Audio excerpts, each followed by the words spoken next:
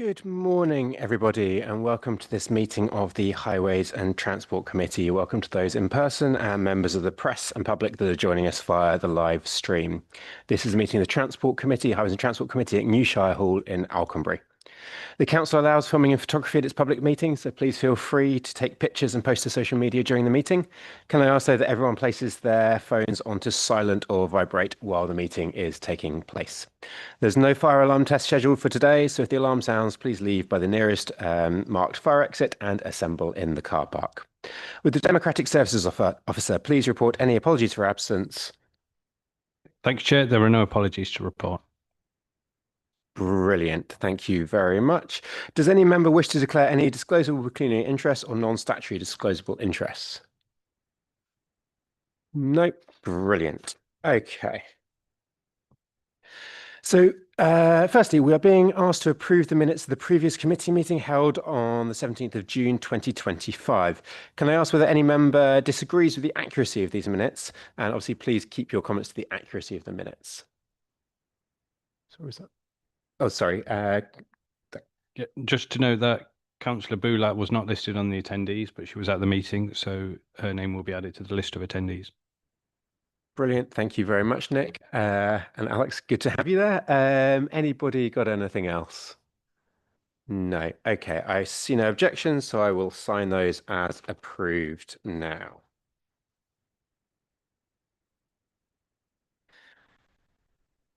Brilliant. Do officers or members have any comments on the action log? Nope. Okay. Oh, sorry. Frank? Just to note that there was an action that arose from the January committee, which was to provide further information regarding performance of street works. That isn't in this performance report for this committee, but we'll have more information for the Q3 update. So that will come into the meeting for December. Let's just provide that information. Thank you. Brilliant. Thank you, Frank. And one other thing before we go any further, I'd like to introduce Jamie Cook to my left now, who is our new Service Director for Transport and Connectivity. So, Jamie, welcome. Do you want to say hello to everyone quickly or introduce yourself? So, hello, everybody. Really nice to meet you. And thank you very much for the introduction, Councillor Beckett. Thank you. It's very good to have you with us. Brilliant. We've received 7 public questions for the committee meetings today, of which 4 have been accepted, with one of those relating to agenda item 8, which is the Department of Transport Incentive Fund review, 2 questions relating to agenda item 9, which is the public rights of way hierarchy, and 1 to agenda item 10, which is the corporate performance report. The applicants will be invited to speak at the start of those items. 2 questions were rejected as they were not related to items on the agenda, while a third was rejected because it was improper, and we will give them a full written response instead. We've also received a petition which will be heard at the start of agenda item 5, that's the LHI programme. Right, so the first item on the agenda is the LHI programme. It's the 2025-26 local, it's the 20 mile an hour programme, which will be presented by the Head of Service of Asset Management, Design and Delivery, Josh Rutherford. Josh, do you want to come up and we'll start with the 20 mile an hour programme?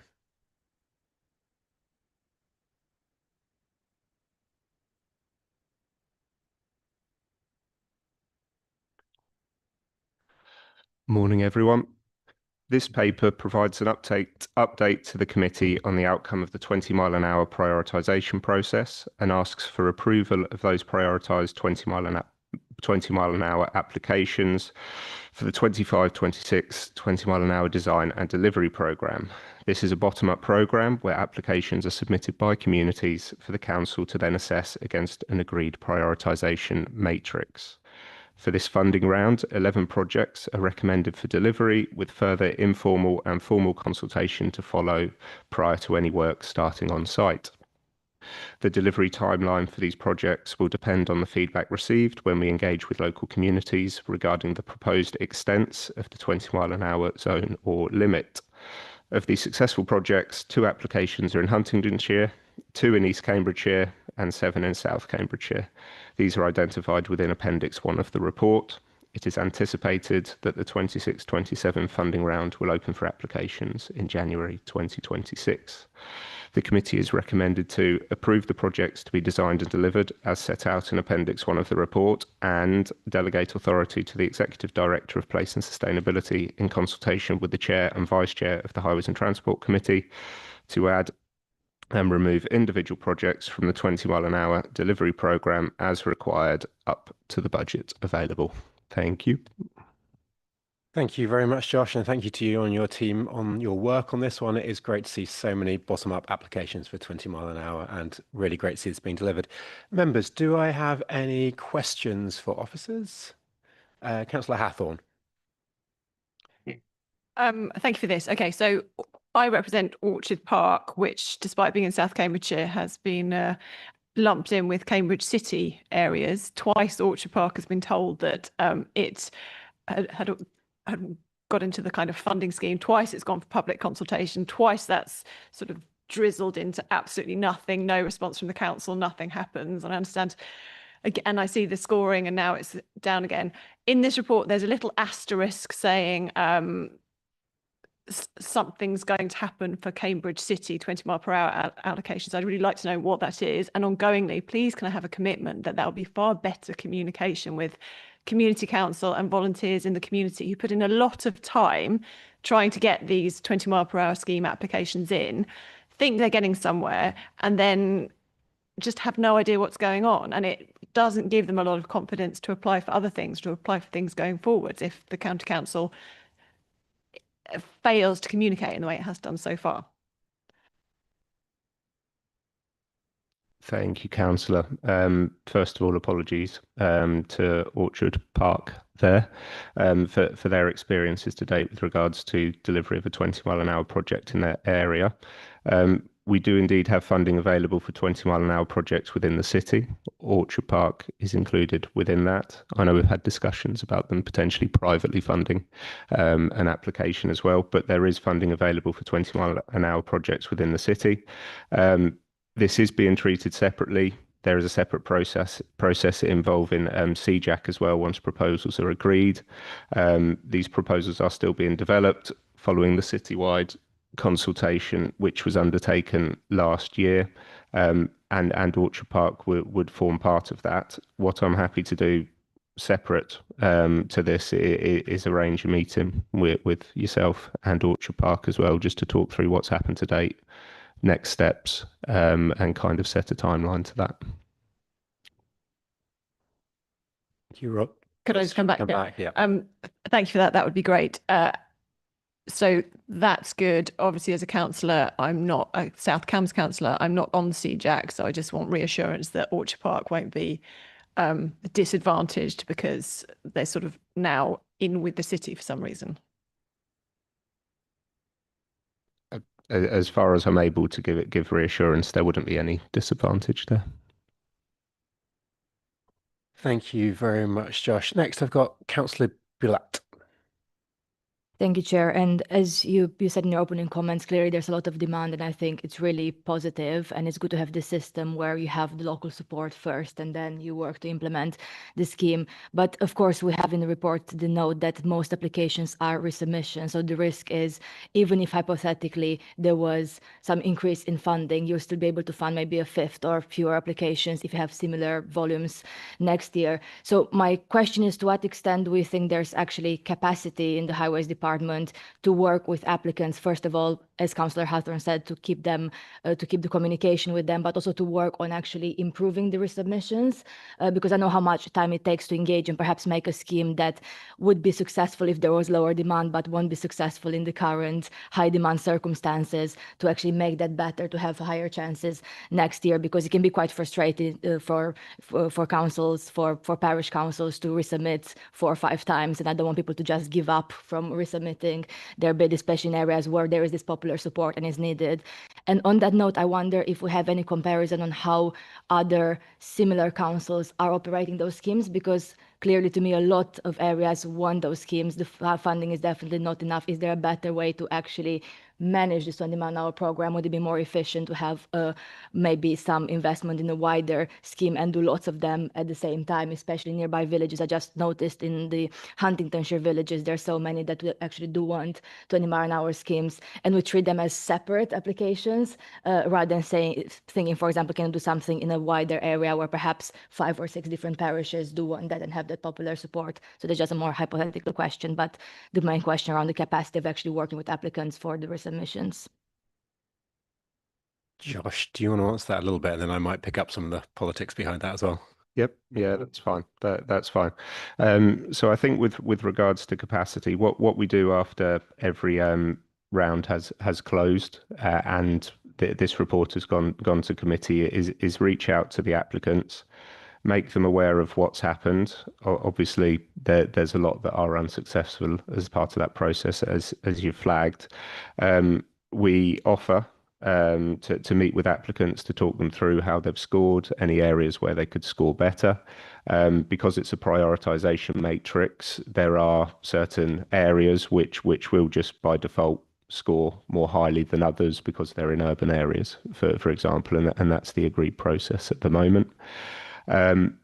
What will then happen is we'll share kind of successful submissions from the last round as well, add them to our website and talk applicants through how others have done it and how they've successfully kind of achieved funding. And then we'll have kind of question and answer sessions and everything else with applicants kind of across the county to talk them through the application process before it's actually submitted towards the end of March as well. So there is capacity to do some one-to-one kind of tuition, so to speak, as well as reference material there as well on our website to refer to. We have also had success kind of asking certain parishes with exemplar applications to then help and reach out to others if they have the time and resource themselves to kind of provide a guiding hand, which has worked well. Thank you, Josh. I think, Alex, as well, it's important to say this program, if you actually look at it, if we want to do all of the roads in the entire list here, it's about 1.5 million, I believe, which actually, I mean, a lot of people say, why are we spending money on 20 miles an hour on things? That's actually really relatively cheap compared to a lot of the other interventions that we do.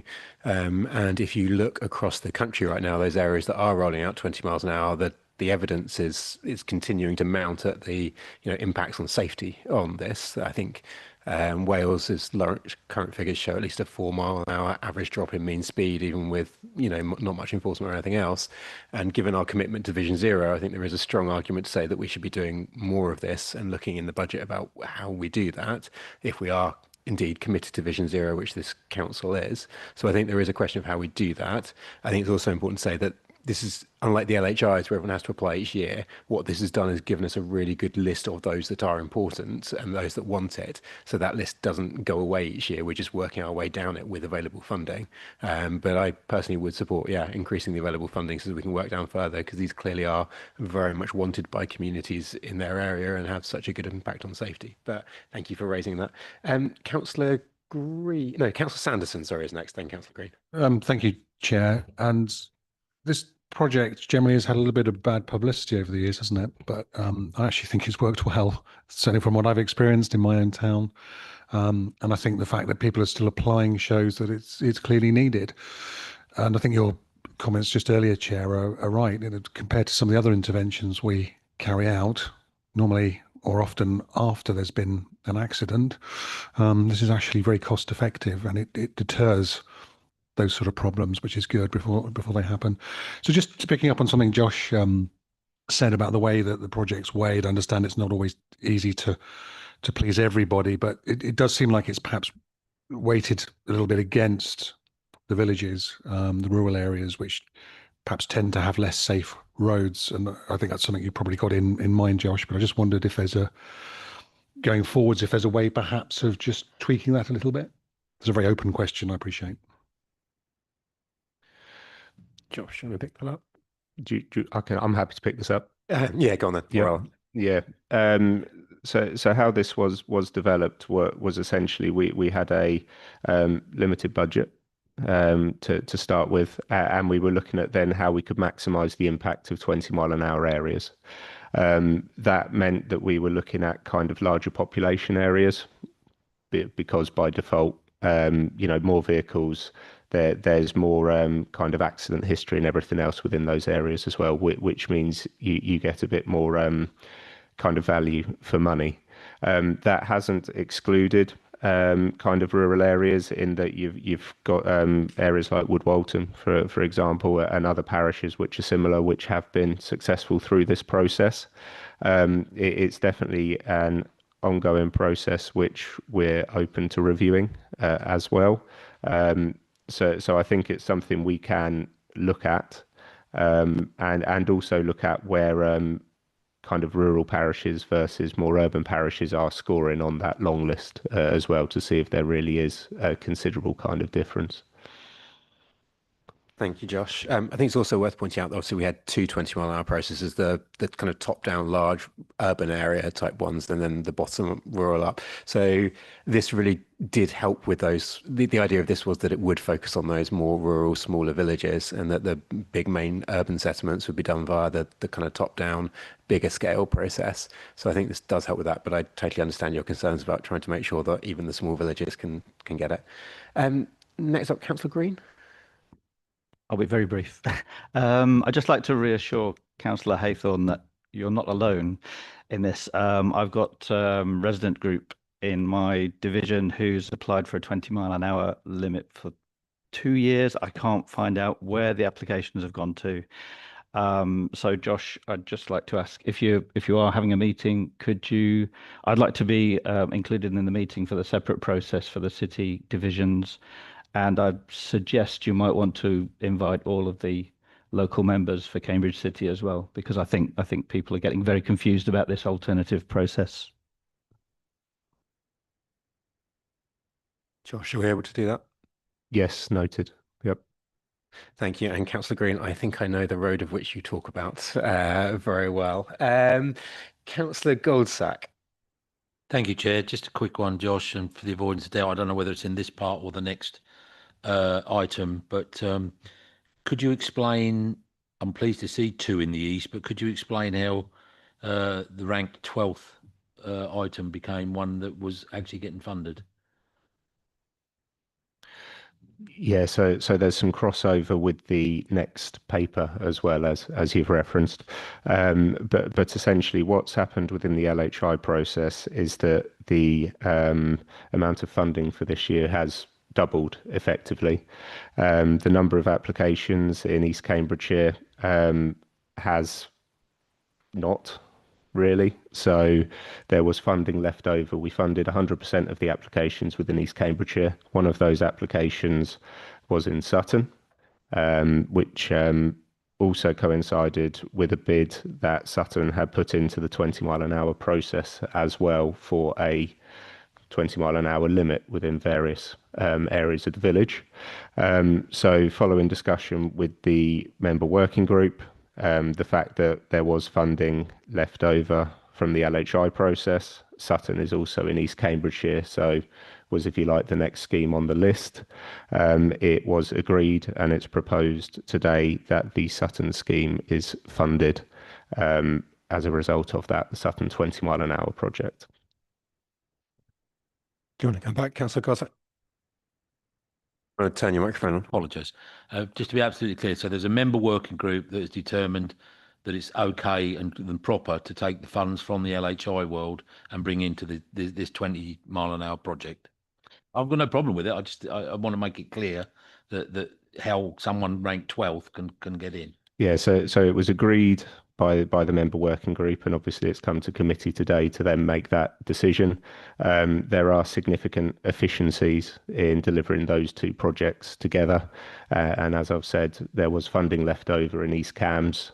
The next East Cambs project on the 20-mile-an-hour list was in Sutton, so that's what's proposed.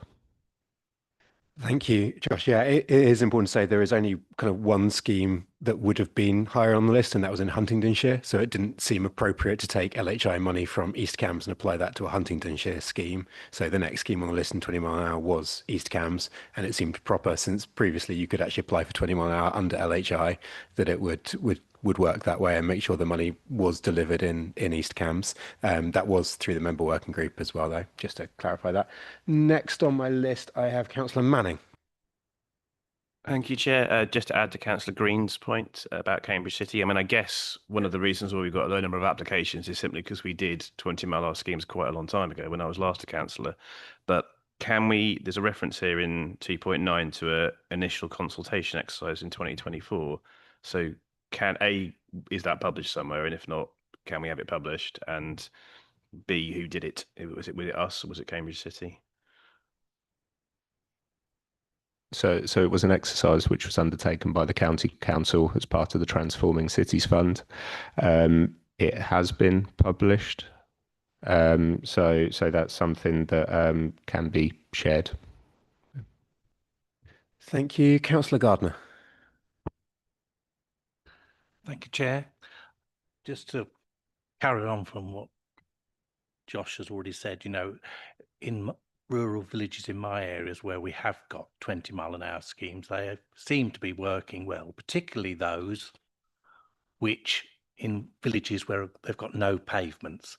So I do think that does help, but I think going forward we ought to look at villages that have no pavements, because we've got all modes of transport in the road. So, if we can help those villages getting 20 mile an hour schemes, I think that would benefit. And I do think, as we've agreed, that we're going to look at all the schemes that we did after a 2-year basis.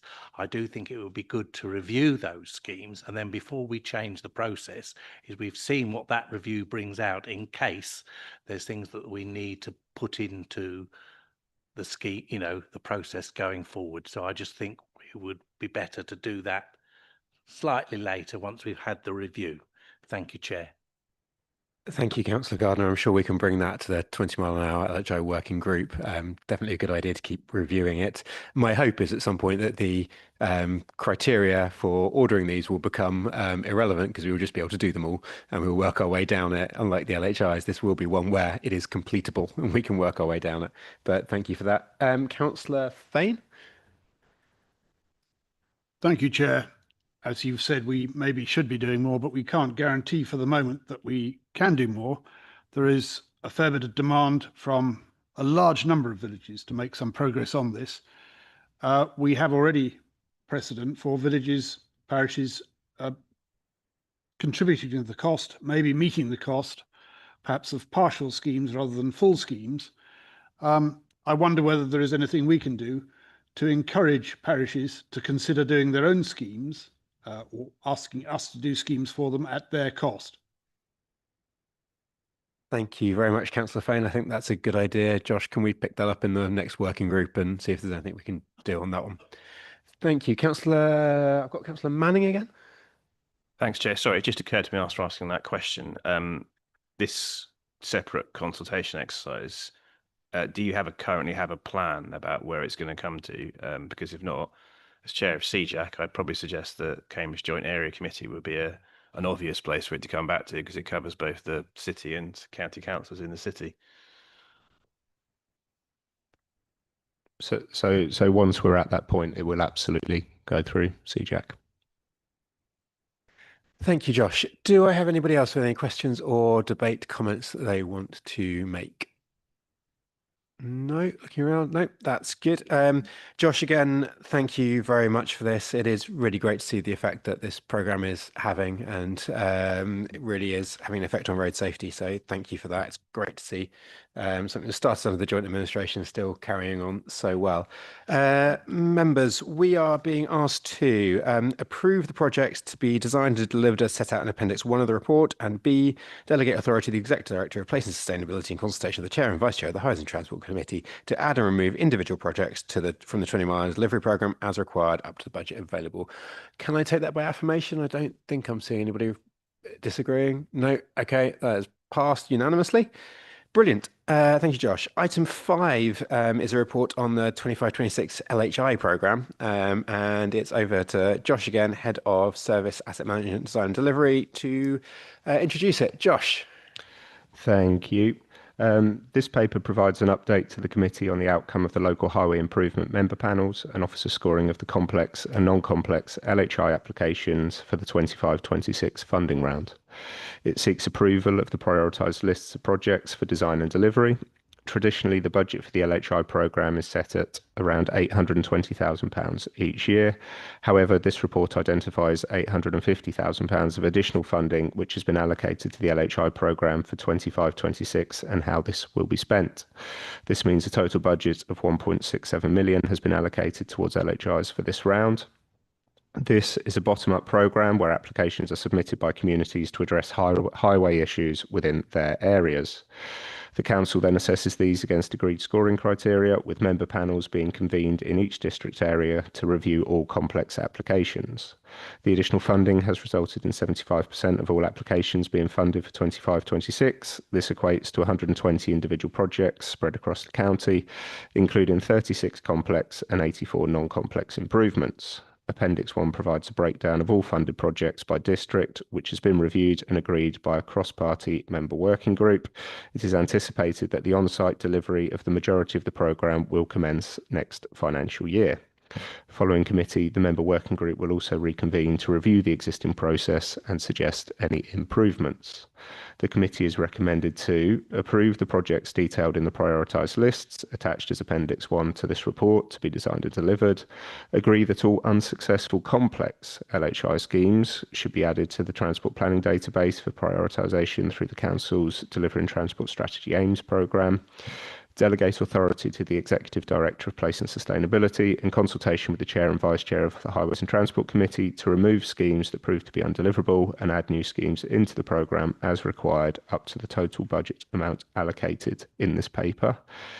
And note that the member working group will be convened following the committee as set out in paragraph 3.19 to review the current process and suggest changes to be presented to the committee for consideration in due course. Thank you. Thank you very much, Josh. Now, before we go any further, I'd like to invite Jeremy Shepherd to present the petition to the committee that has now been signed by 75 people. Mr. Shepherd, if you want to come forwards to make the machine work, there's a button in the middle that says talk. You have 3 minutes to present your petition. And there's a traffic light system in front of you, which will go amber when you have a little time left and red when your time is up. But over to you. Thank you very much for coming along. Thank you, Mr. Chairman. Thank you particularly for allowing me to present my petition at quite short notice and also to attend this meeting and give a 3-minute presentation. I'll endeavour to keep 3 minutes, do the best I can. West Street, Gormanchester, is where the petition is based, is a very busy road. And one of the reasons is that there are large developments, which we all know, down at St Neots, Wintering, and also Lowes Farm. Now, West Street is on the B1043, and it's the shortest route between those developments and Huntingdon. We're therefore on a rat route between much larger developments, the new large developments at St Neots and Huntingdon. The alternative route for traffic is via Little Paxton, where there's the traffic lights and a narrow bridge. And then, of course, you've got the A1 and the congestion on the Button roundabout. So all the traffic that wants to get quickly to Huntingdon prefers to come through Gormanchester. In the Offords, there is very effective traffic calming. They've got sleeping policemen there, been there about 20 years, still asleep, but doing a good job. And they also have chicanes there. So it's a shame that no support's been offered for anything in West Street, not by our town councillors, unfortunately not by our county councillor, and also not by any district councillors. My wife is seriously sight impaired and she carries a white stick. In 2017, she was being instructed by Nick Poole of the county's Central Services team in the use of a long cane. Nick is brilliant. She came to see my wife 4 days ago to give her further advice and help her get around using a cane. Nick Poole found in 2017 that West Street was extremely hazardous for anyone to cross, because although there's a pinch point, which motorists should slow down as they see someone wanted to cross, they never do. They even ignore people with white canes. So it's urgent that we have a proper pedestrian crossing in West Street. Now, Nick Poole suggested I contact County Highways about a crossing. County Highways said the best thing to do is to organise a petition. So that's what we did. We walked up and down West Street, and 10 West Street residents in the Main Street sign. We left the petition pages at the retirement apartments opposite us at Oak Tree Court and the Chestnuts. Now, within 3 days, one of the managers phoned up and said, we've run out of petition pages. 65 residents of the retirement apartments signed that petition for a pedestrian crossing, plus 10 others. One of the supporters, you may know him, is Professor Marcel Essenik of Farm Hall. He's Emeritus Professor of Architecture at Cambridge University. How am I doing, everyone? Have I got time? Mr. Shepherd, yeah, if you can bring it to a close, that would be very much appreciated. Yes, I'll keep going. Yeah, he's written recently a very strong letter in support of the crossing. He signed the petition. I'm sure a Professor of Architecture at Cambridge University would not sign a petition for a crossing unless he felt necessary. So the petition, that was in 2017. I reminded the Town Council several times since then. They never bothered to send it on. Bring your remarks to a close. That would be brilliant. Thank you. Is that it? Right. Afraid you are out of time, but if you want another 10 seconds to bring it to a close, feel free. Yeah, well, basically the proposal by the Town Council for a pedestrian island doesn't comply with their statutory duty in respect of first priority is theirs to those people with disabilities, as set out in the Mobility Guide published by the Ministry of Transport in 2021. Therefore, the island crossing proposed by the Town Council fails the test of equal opportunity. Thank you, Mr. Shepherd, and thank you so much for your diligence in getting your petition well received. It is very good to have you along today presenting that. Firstly, I'm going to let Josh Rutherford next to you respond to that first, and then we'll open up in case anyone has any questions to you on your petition. Thank you. Thank you for your petition. The views of our communities are important to us. As you've referenced, a crossing project for West Street Godmanchester through the LHI process is being considered as part of the LHI paper being presented today. This is the top ranked project in the complex category within Huntingdonshire for this round. The project has been submitted by the Town Council and is supported by the local county member as well. It's important to note that subject to approval, the next stage in the process will be to design the scheme and then consider in more detail the benefits and disbenefits of the proposal on different user groups in collaboration with the Town Council, community and locally elected member. Thank you. Say again, sorry? Do any members have any questions? Yeah, Councillor Manning. Don't know this area very well, so can someone just clarify to me where the 9 and 43 West Street is in relation to the scheme that's in the LHI? So the application is covering that area. Thank you. Do any other members have any questions? Councillor Gardner. Thank you very much, Chair. My question to yourselves is, the Parish Council put in an LHI bid, which they do most years, Godmanchester Parish Council. Did you not think to consult with the Parish Council before they put in their LHI bid with regard to a pedestrian? Councillor Gardner, sorry, can you bring the microphone a bit closer to you? It's a bit hard to hear you. What I'm saying is, Godmanchester Parish Council usually put in an application, an LHI application every year. So your first port of call really is to the Godmanchester Parish Council to ask them to put in a bid for a pedestrian crossing. They didn't do that this year. They put in for what was agreed. And when it came to the panel meeting, which I chaired, it came out, the Godmanchester scheme came out as the scheme that was most approved by all panel members. So you really need to go back to your parish council and ask them to look at going forward whether you want why you want a pedestrian crossing, and ask them to put that in, really, and ask them then to put that into the next LHI panel. You know, Councillor Gardner, sorry, do you have a question for the applicant, or?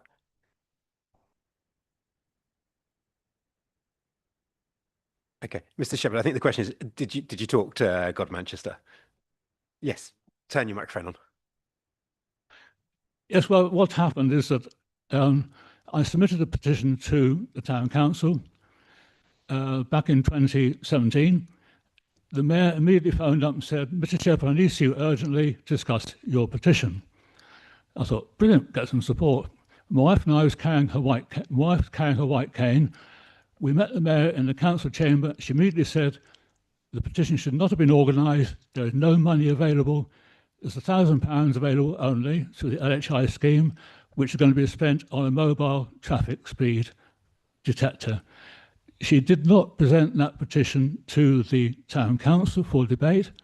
I repeatedly reminded the town council subsequently, and I received 4 vexatious complaint letters from the town council since 2017, demanding my silence on anything to do with traffic speeding in West Street, pedestrian crossing, or anything else. And I can provide councillors with those vexatious complaint letters, which I consider very unreasonable. So I don't know your name, sir, I'm sorry, but I have approached the town council on several occasions, but I've been rebutted every time. Thank you, Mr. Shepherd. I think that clarifies that one. Josh, can I just clarify with you quickly? Am I right in thinking that a pedestrian crossing here would then therefore fall outside of the budget of a LHI bid and be in excess of the allowable 25,000? So dependent on the type of crossing. If it was an informal one, then it could fall within the budget, subject to the amount of funding that the applicant was putting forward. If it was a more formal pedestrian crossing, like a toucan crossing, then you're looking in the region of kind of 80 to 90,000 pounds, which, unless the applicant's putting in that 65 to 70,000, would fall outside of the budget of an LHI. Okay. Thank you very much for that, Josh, and thank you, Mr. Shepherd, for coming along and presenting your petition. I think it is probably something we need to keep an eye on and see whether the crossing can be upgraded, maybe working with the parish council, whether that's something they might look at in the future. Obviously, there is issues with the fact that the LHI max budget is £25,000 from the county council, which does prevent larger schemes and would otherwise need to go into the transport priorities database, which unfortunately has significantly less funding to make things happen. I know Councillor Green and Councillor Boulat have had experience before of trying to get full pedestrian crossings through. It is very challenging, unfortunately, due to the amount of money that they do cost these days. But thank you very much for coming along and presenting your petition.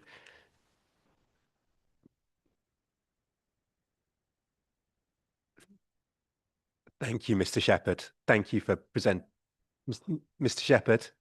Mr. Shepherd, thank you very much. I'm sure that can be taken up separately. Thank you very much.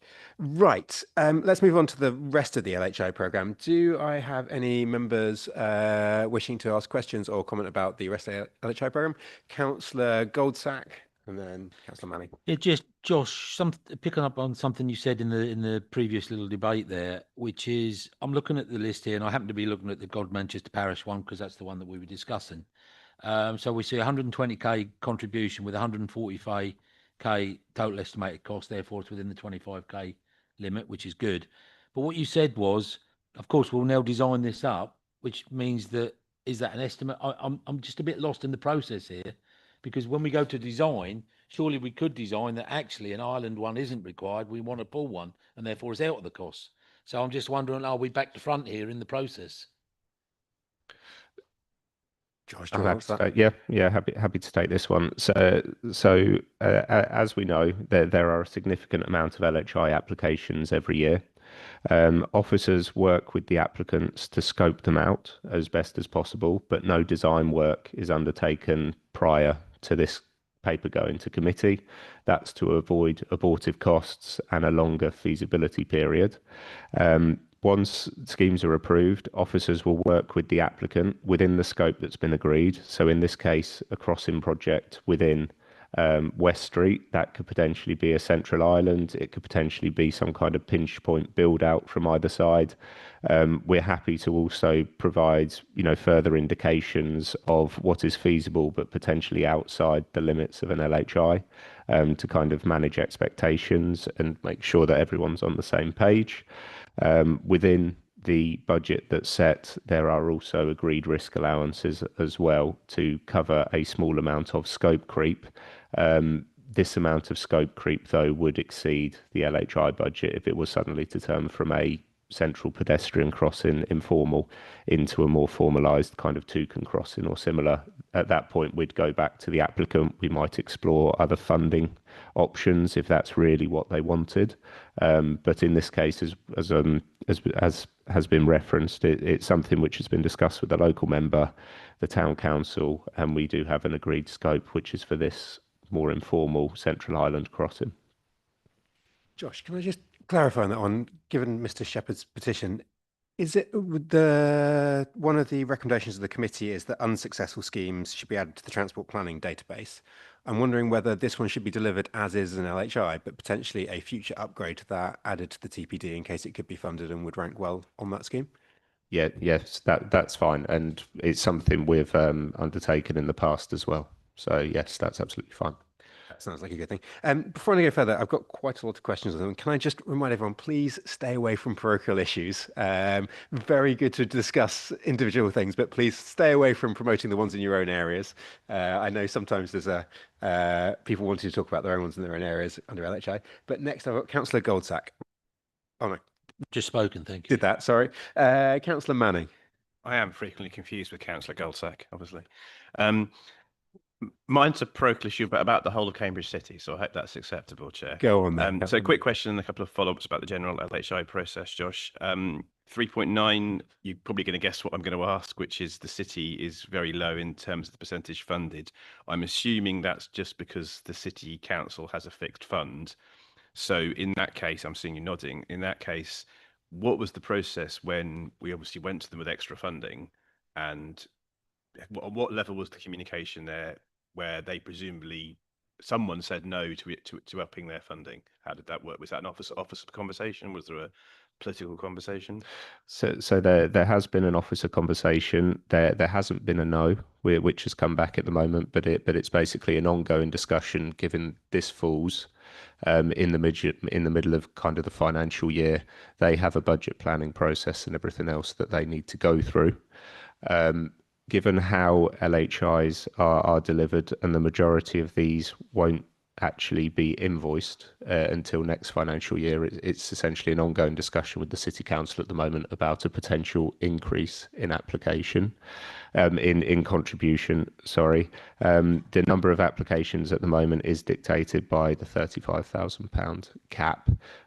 Currently, though, the City Council hasn't indicated either way. It is an ongoing discussion. There is a delegation in the paper as well if more funding comes forward for the chair and vice chair and exec director to basically bring further schemes within Cambridge City into the programme if more funding comes from the City Council.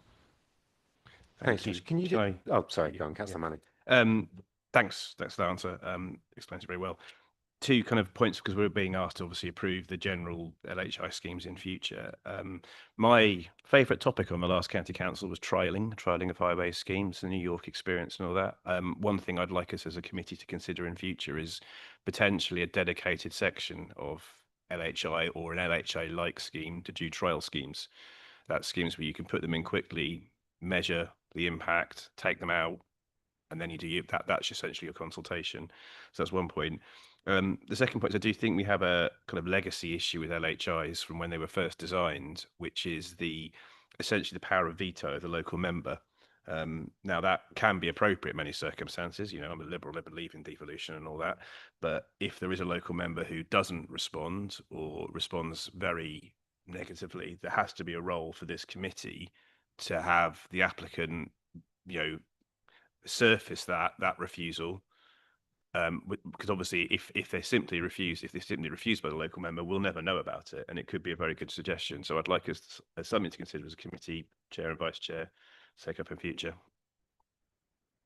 Thank you very much. That is a good suggestion there. A couple of things from me quickly, Josh. Can you just can you clarify, have we had that as an issue? Have there been any that you know of that have been rejected by the local county councillor, and what would be your approach in that situation?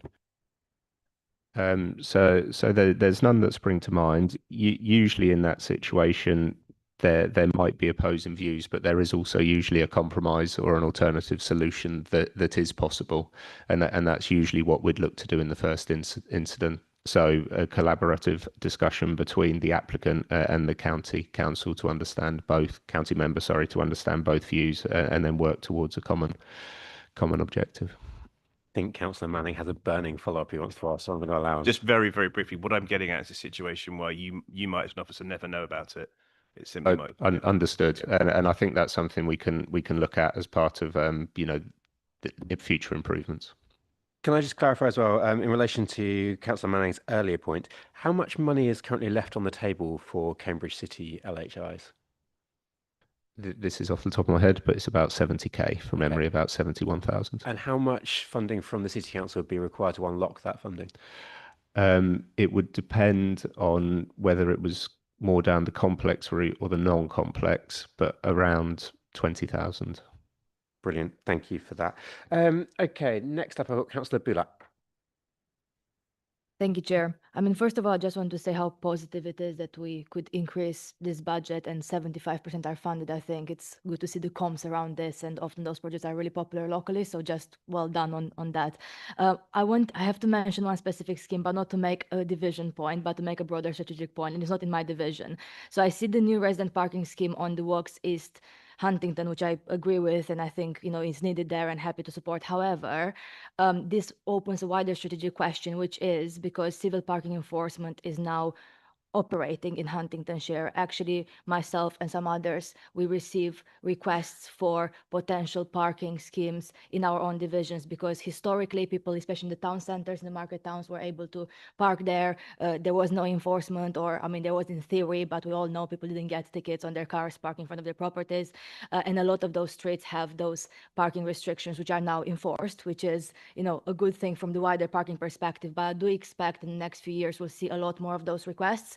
Now, of course, in Cambridge City, for example, in my previous experience, the GCP helps support those parking schemes. Obviously, don't have this in Huntingtonshire. So I wonder what is the thinking around this, because if you're setting this precedent that parking schemes can be funded through LHIs, do we expect a lot of those to come up? And if so, are we thinking whether those are, most suitably funded through LHIs, which we know can take quite a long time, and often when you have a parking scheme, it responds to a very immediate issue that residents have, or should we think about those more strategically part of maybe a separate scheme or part of outside the LHI scope? Obviously, I'm happy with this one, but I think now that residents will see this, they would expect that they could apply for parking schemes in some of the other towns in the next years to come. So I just want to raise this as an issue that would probably come up the next year.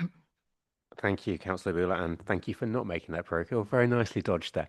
The issue of residents' parking schemes is a really interesting one as to how we fund those, and it is good to see that the CPE in Huntingtonshire is being popular and well received. I think we probably will, you're right, see more of those coming through. Josh, I don't know whether you want to comment on this at all as to whether that is the right approach. I think that currently is the only approach available, but maybe it is something we can take away to look at. Josh, do you have any thoughts? No, I think we'll leave it there, Alex, based on your summary. Thank you very much. Councillor Hathorn. Thank you. Yes, so I agree. The additional funding for this is great. It's a really popular scheme. This paper referred me, I believe, to, if I wanted to find out about previous LHIs, which are ongoing, to the tracker page on the website, which said green in design phase, but I haven't really heard anything about it for months and months and months. So would it be possible to improve the tracker page? Because months ago we had a meeting and with an officer, which was great, and now it's all gone very quietly. So number one, could we look at that tracker page to give more detail or perhaps monthly updates? That would be really, really appreciated, particularly I suspect for parish councils who would like reassurance that the county council is engaging effectively.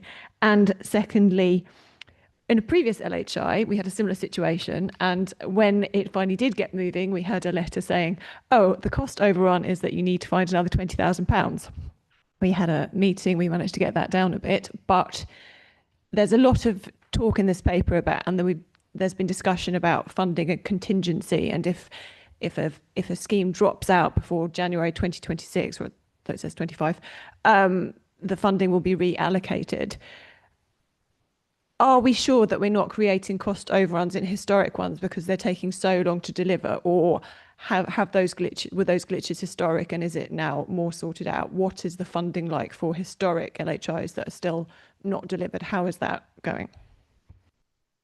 Thank you, Councillor Hathorn. Josh, do you want to respond? Yes, thank you.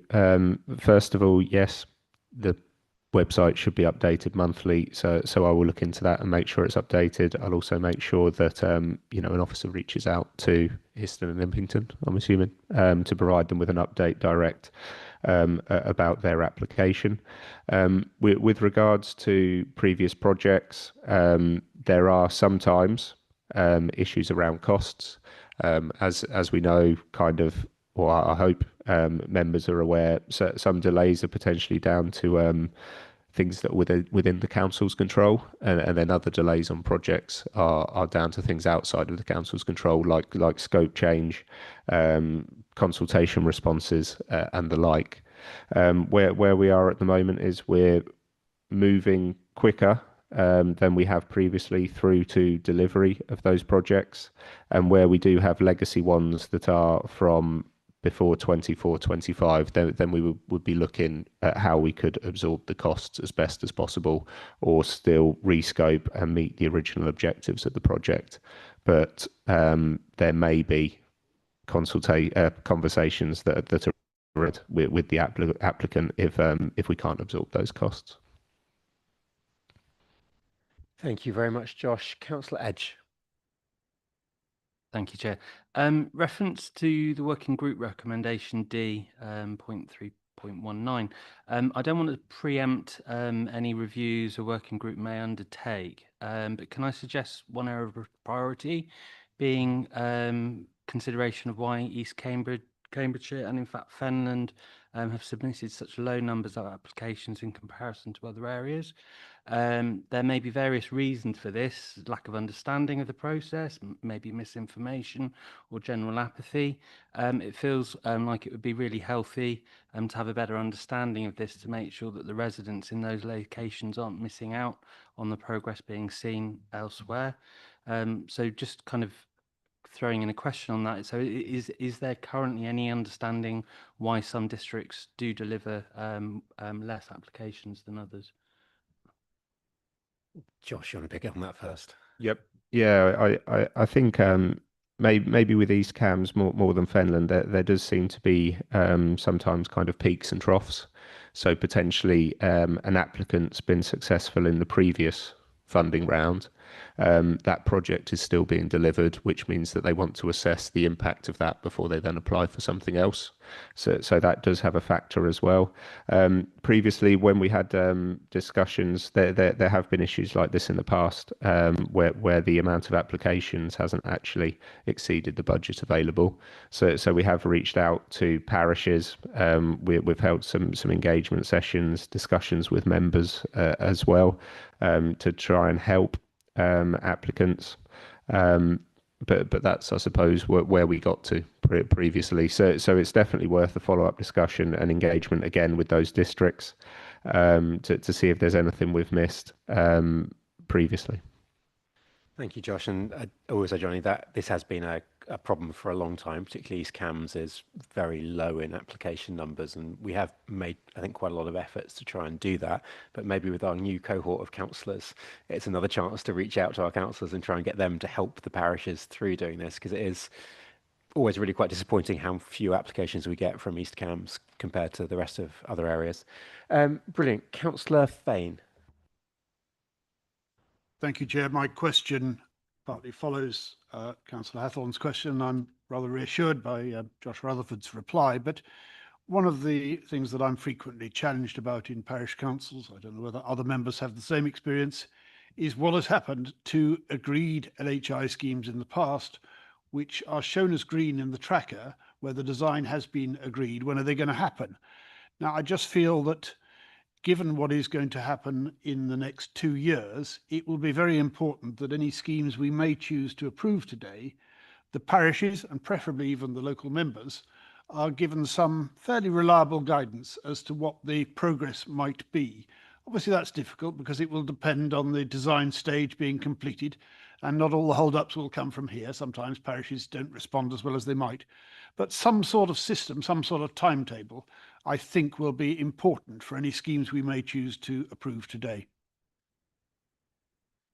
Thank you, Councillor Fane. Josh, do you want to say anything to that? Yeah. Happy to pick that up. So what usually happens following this committee is officers will reach out to the successful applicants. They'll set out kind of an indicative timeline for the delivery of their project, and high level kind of summarise any key risks or caveats with regards to that to try and manage expectations as well. Given the stage of the projects at the moment, it's important to kind of remember that we've reviewed them from a feasibility perspective, but we almost haven't engaged with the whole community with regards to the finalised design proposal. Often there is then feedback, both positive and negative. You can really kind of see which parishes have undertaken that initial consultation prior to submitting a bid, and maybe the ones where they need a little bit more guidance. Dependent on the outcome of that might lead to a scope change or a delay, or we might be able to progress to the next phase of the project. So it definitely is, horses for courses, I suppose, is what I'm saying there. We'll work as best we can to progress projects as quickly as possible. And we will try and set expectations in that initial contact that we have with parishes and members too. Thank you, Josh. Councillor Fane. I think Councillor Fane does raise a very good point here, which Councillor Hathorn has essentially raised previously, which is things drag out quite a lot with LHIs, and there is a feeling it does. I wonder whether it might be worth us, and we can pick this up in the LHI working group, publishing an expected timeline for each kind of style of project and an expectation that we have on parishes to respond in time, so that we can almost kind of set a term of reference as to how this goes, so that they can have a bit more certainty and we can really push on that one. Because I think there is a real problem with LHIs dragging on for a long time. Maybe that's something we can take away. Councillor Dupre, I have next. Thank you very much indeed, Chair. I'm very pleased indeed to see the results of the panel, and to see that that 2 of my 7 villages submitted bids, and both of them have therefore been successful in East Cambs, because 100% of the bids in East Cambs have been successful, and that's pleasing to see. It maybe does represent an underperformance of submissions, but on the other hand, it does mean that those villages can feel buoyed up and confident about what they're doing, rather than having to suffer being knocked back year on year on year. And I'm particularly pleased in the complex awards that we are seeing money for phases 1 and 2 of a 3-phase project to finally progress towards the weight limit that has been top of that particular community's list for a decade and a half. So that's really good news, and I'm very confident in the other applications, in the complex applications in East Cambs as well, and particularly pleased to see Wychford, where their application is attempting to repair the severing of footpaths and rights of way by the A142. You can't remove that entirely, but what you can do is at least provide greater visibility of the fact that there is a footpath on either side of a major road, and that people might be trying to cross it. And it's an approach that has worked well in at the other side of Sutton on the A142 going up towards Chatteris, where there are bollards now either side of the 142 where the crossing happens from Sutton to Meeple, and it provides very much greater visibility of the fact that people will be wanting to cross there. So I'm delighted to see that, and to see some really good bids coming here. My question is, I'm going to step out of my own geography for a moment and ask about Benwick, because the list of complex applications, at the bottom is Benwick, which is not progressing because it says proposal withdrawn by assessing panel. I don't understand that, because surely if somebody's going to withdraw an application, it should be the applicant. And I'm not quite sure what went on there and what that's supposed to mean. Thank you, Councillor Dupre, although I believe you broke my don't be parochial rule there. So I'm going to have to be more aware of that and keeping an eye on people in the future. Josh, do you have an answer on that issue of the drawn though? I don't, but I will get an answer. Thank you very much. Councillor Manning, did you want to come back again? Yeah, sorry, it's very quick. I actually thought the LHI form used to have a tick box in it about the local member. I'm sure it did, but it's now buried in a question that says, it essentially says you must include your local county councillor. So it's just, sorry, I'm just reinforcing my point basically that if someone didn't have that, they probably wouldn't finish filling in the form. So I think probably that wording, if that wording was changed, we might get some of those in. Thank you. Councillor Manning, I'm sure we can take that away. Councillor Goldsack?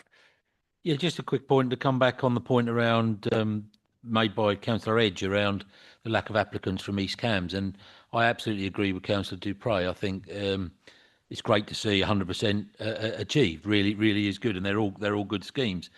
I can only put forward what I've been told, and that is, and senior officers of this will know this, that due to the effective lack of an LHO for a very elongated period in the central part of East Cambs that I look after, and obviously an LHO's area is far greater and covers as far up as Councillor Edges and all the way across the Newmarket patches, there is a lost faith in council in the delivery for this world, which is a shame because there are some good schemes coming through.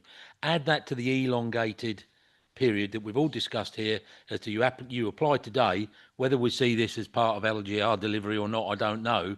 But I really hope these are all done before then. But we don't know. We just don't know. So I would just like to, as an East Cambs member and an East Cambs resident, I am delighted. I'm going to finish this on a positive. I am delighted to see that the new highway officer is doing a tremendous job and actually really getting work done.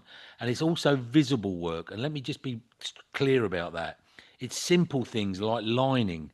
Potholes are getting repaired, but it's lining and it's actual tangible work that pedestrians, public road users, cars, lorries, whatever, can see what's going on and can see the changes. So I'm hoping, well, I know for a fact that some that didn't apply in this period have got 3 or 4 that they want to apply for next time. So I'm hoping you get deluged in the rush. But quite frankly, I think there is a little bit of a lost faith there. And, you know, to be fair, Frank has been out, David's been out, and a number of people have been out to our area, so they know exactly what I'm talking about. And I just would like to finally add, I'm very delighted to see that we are making great progress in that area. Thank you. Thank you, Councillor Goldsack, and I'm sure we'll pick this up later on with the DFT return, but it's glad to hear that that kind of investment and everything else is really having an effect on people. It's really good to see that. I really want to bring this to a close fairly quickly. It's been going on for quite a while, and we do have to be out of here on time because otherwise health people are going to be sat amongst us. But Councillor Gardner and then Councillor Galbraith. Thank you very much, Chair. Well, really, it's a comment, really. I would just like to take this opportunity in thanking Josh's officers and all his team, because whenever I have asked for questions with regard to LHI bids in my particular division, and that's being parochial, and I do apologise, but I've always had a response back and a timeline given. So I would just like to put on record my thanks to his team, and I would also like to put on record my thanks for the way in which his officers helped me when I chaired the LHI panel for hunts earlier in the year, because I think without them, you know, we couldn't do the work that we do. So I would just like to put on record that thanks. Thank you very much, Chair. Thank you very much, Councillor. I will just highlight that I believe the Spotlight Awards are currently open for member nominations, so I'll just drop that in there. Councillor Galbraith. Sorry, it's also a comment, to be quite, not a question, but just what Councillor Dupree brought up about the Benica application. Actually, I was chair of that panel.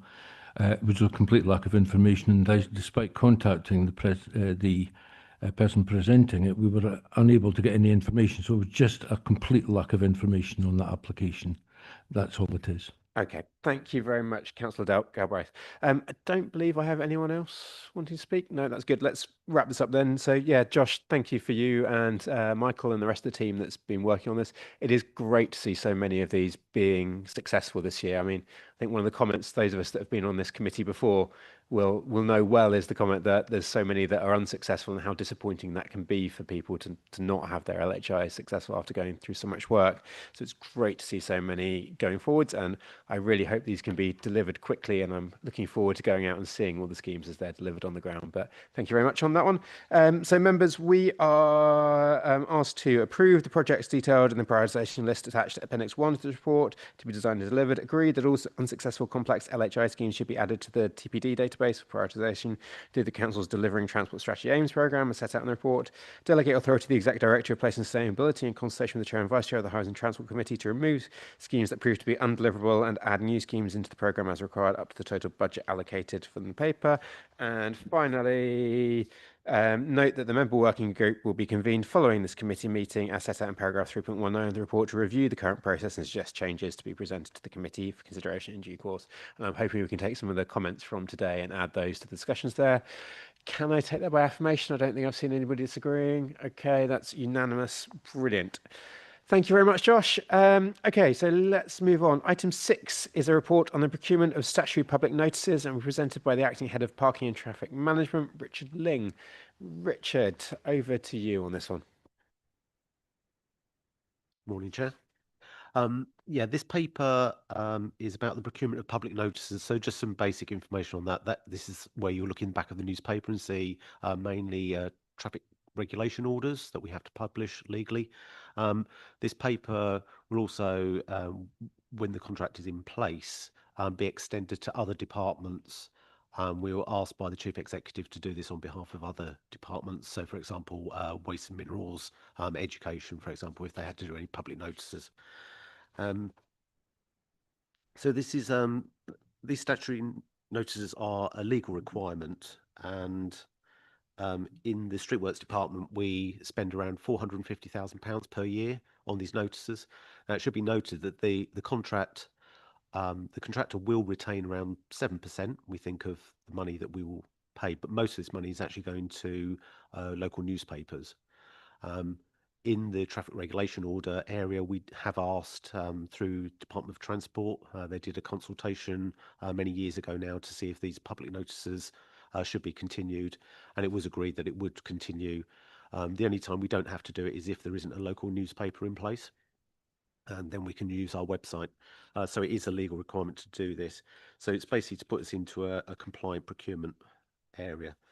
Costs are going up. Publishing costs are going up 5 to 15% per year. So it's really important that we get a good contractor on place who can make the adverts as small as possible. White space in a newspaper is not good, and all that will do is increase the costs. Now, a lot of the costs are covered by utility companies asking for traffic regulation orders in my own area, but teams such as Josh Rutherford's team also have to pay for traffic regulation orders. So it's very good that we keep these costs down.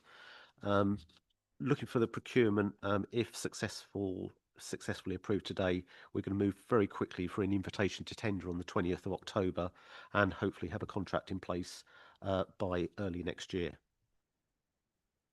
I think that's a very quick summary of the paper. Thank you very much. Yes. Thank you, Chair. Sorry, I've just realised, and this is my bad, just in case, I am the County Council's representative on the Management Committee of ESPO, and I realise that this is technically relevant to this item. I don't believe the interest is pecuniary, but I would like to declare it just in case. Thank you very much, Councillor White. Do I have any other members that wish to comment on this one? I think it's a fairly self-explanatory paper. It is frustrating how much of our how much we do spend on these notices. Good to be supporting the local press though, in many ways. Brilliant. Nobody any questions? Councillor Boulat? Actually, a quick one. It's not my subject area of expertise at the national level, but I know the government was planning to consult on some of those changes because I know the legislation has been in place since 1996. Do we know if there's any national consultation, perhaps making less of a requirement to publish in newspapers, or whether there was any consultation at all on this. I heard something in the past. I just want to check. Richard, do you want to come in there? Yes, Councillor. There was a consultation a number of years. I think it was 2020 when it first came out. We haven't had a full response to that because of the change of government. There was a lot of feedback from local authorities questioning the benefits of the notices. But I remember in preparation of this paper, looking at some research that 20% of our residents do actually use the newspapers to do it. I know in my own area, we used to have, I think it was the weekly news, every household got a copy delivered. I think a lot less people are now seeing those publications, but it is now still a legal requirement. But we would still, if there was another consultation, we'd respond, along those lines. Thank you. Brilliant. Thank you very much, Richard. Any other questions? No. Okay. In that case, then we are asked to approve commencement of a procurement exercise through the ESPO Advertising Solutions Framework to secure a contract for statutory public notices for a period of 3 years with a possible 1-year extension, and delegate authority to the Executive Director of Place and Sustainability in consultation with the Chair and Vice Chair of the Highways and Transport Committee to award and execute the contract for provision of statutory public notices starting no later than February the 1st, 2026, including extensions. Can I take that by affirmation? I don't think I see anybody disagreeing with it. Okay, brilliant. Take that by affirmation. That's done. Okay, thank you, Richard. Next up, we have item 7, which is a report on the procurement of professional services. And it will be presented by the Head of Commercial and Contract Management, Lisa Swanell, who I think I've just seen come in. So well done, Lisa, on time there. Do you want to come up and present your report? We got through that professional services very quickly. So, sorry, not the professional services, the notices very quickly. Lisa, over to you when you're ready. That better? Yep. Good morning, committee members. Today I'm presenting the proposal to procure a new professional services contract for your consideration and approval. In March this year, this committee approved the procurement strategy in Appendix 1, allowing commencement of a preliminary market engagement and further work to develop a procurement plan for the delivery of highway and transport services. Preliminary market engagement was conducted in May 2025 to understand market capability, appetite and concerns relating to future contract opportunities, and a strong appetite for the professional services contract was identified. Following receipt of local government reorganisation guidance at Appendix 2, the procurement of the term service contract has been deferred to a future meeting of this committee to allow officers to review the implications of this guidance. The Council's existing professional services contract with Atkins and WSP expires in April 26, and there are no further options to extend. This report seeks a key decision to procure a 4-year with options to extend NEC4 professional services contract with a single provider to deliver a range of services and specialisms to develop and implement highway and transport projects, including transport planning, modelling, engineering, design and programme management. The procurement plan in Appendix 3 proposes to commence procurement in January 26 and for the contract to start at the end of 2026. The professional services contract will provide a simple route to market and give the Council access to highly specialised resources. It will also provide a route to market for successor local authorities if they wish to use this contract. It would not tie the new unitary councils into these arrangements, and they could choose to set up their own arrangements to deliver these services. The NEC4 form of contract would include the Council's standard novation clauses and specific disaggregation clauses for local government reorganisation. And the procurement plan includes additional time for an extended contract award period to account for any enhanced governance requirements. The report recommends, firstly, to approve the commencement of procurement of a professional services contract, and secondly, to delegate authority for awarding and executing a 4-year NEC4 contract for the provision of professional services starting late 26, early 27, and extension periods to the Executive Director in consultation with Chair and Vice Chair of this committee. Thank you very much, Lisa. Members, do I have any questions or comments? on this one? You want to start us off? Okay, yes, go ahead, Councillor Morgan. Hi, thank you very much for circulating the papers on this and for presenting that. I just saw that the idea is to go for this mixed model framework. Were there any other delivery mechanisms what were the other ones that you most seriously considered? For professional services, Yeah. we have the alternative to procure our professional services through some various frameworks that the council has access to. So we could use ESPO, PAGABO, or the Crown Commercial Services framework to do that. Yeah. So and at the moment you're not choosing to use those. What's the rationale behind not using those services? So the rationale behind not using the frameworks is whilst they are a good route to market still, the three key elements here are time, quality and cost. And having that relationship with a single provider would provide all of those. We would get a better set of rates to deliver that work, far more accessibility to those services so that we could deliver sort of key infrastructure and respond quickly as and when required. Thank you, Lisa. I believe David Allett, Service Director, also wants to come in to answer this one. Thanks, Chair. And one other alternative would be a direct award process for each piece of professional service work, but that would involve significant extra time and effectively a procurement associated with each commission. Thank you very much. Matthew, you're looking like you might want to come in again, or are you satisfied with that? Yeah, I was just I was also mentioning about when you went through different ways of delivering delivering the professional services, for example, holding them in house, which obviously you say is too risky, but like go through the different ones. But with the mixed economy model, how will we be deciding which services that we do want to invest in house, and how will we be reviewing reviewing what kind of services we want to build in house within that, and what services we want to contract out, and will that change throughout the course of the contract? Thank you, Matthew. Lisa, can I actually just turn off your microphone for a second, and I think David's going to come back in to answer Matthew there.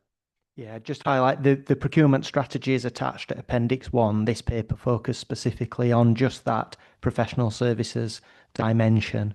So as part of the procurement strategy, we highlight a mixed economy of some in-house, some external, but this paper focused specifically on those professional services. So that is designers, transport planners, and that sort of resource that we draw in to develop, for example, major business cases. Thank you, David. I do think it is. Oh, sorry, Frank, do you want to come? Yeah, thank you, Chair. I just want to add, so some of these professional services, we do directly employ some of these within the council. So, for example, we did used to use the external market for design services. We have moved away from that and have in-house employees who do that. So there is always a value for money judgment as to whether we employ or use this framework. This framework doesn't compel us to use the market. It's a route to market if we determine that's the best route. But I think the other thing we'd highlight to many of these professional services are basically expertise that you need for a particular project, and it wouldn't be best value to have these permanently on the books of the council. So there is a value for money judgment in terms of whether we use this framework or not as well. So I just want to add that, Councillor. Thank you. Thank you very much. Do I have any other members wanting to come in? Sorry. Councillor Manning, and then Councillor Green. Thanks, Chair. You made a reference to not tying the successor authorities in, which I think is 3.5 in the paper. Is that the first one? My first question is that simply a power within the Procurement Act that the successor authority is not tied in? No, it's because the contract we would call off individual pieces of work. So there's no commitment to put any work through the contracts. So the new unitary authorities could choose, which to me gives the best form of flexibility. If they need it, they've got access to it, but there's no obligation to use it.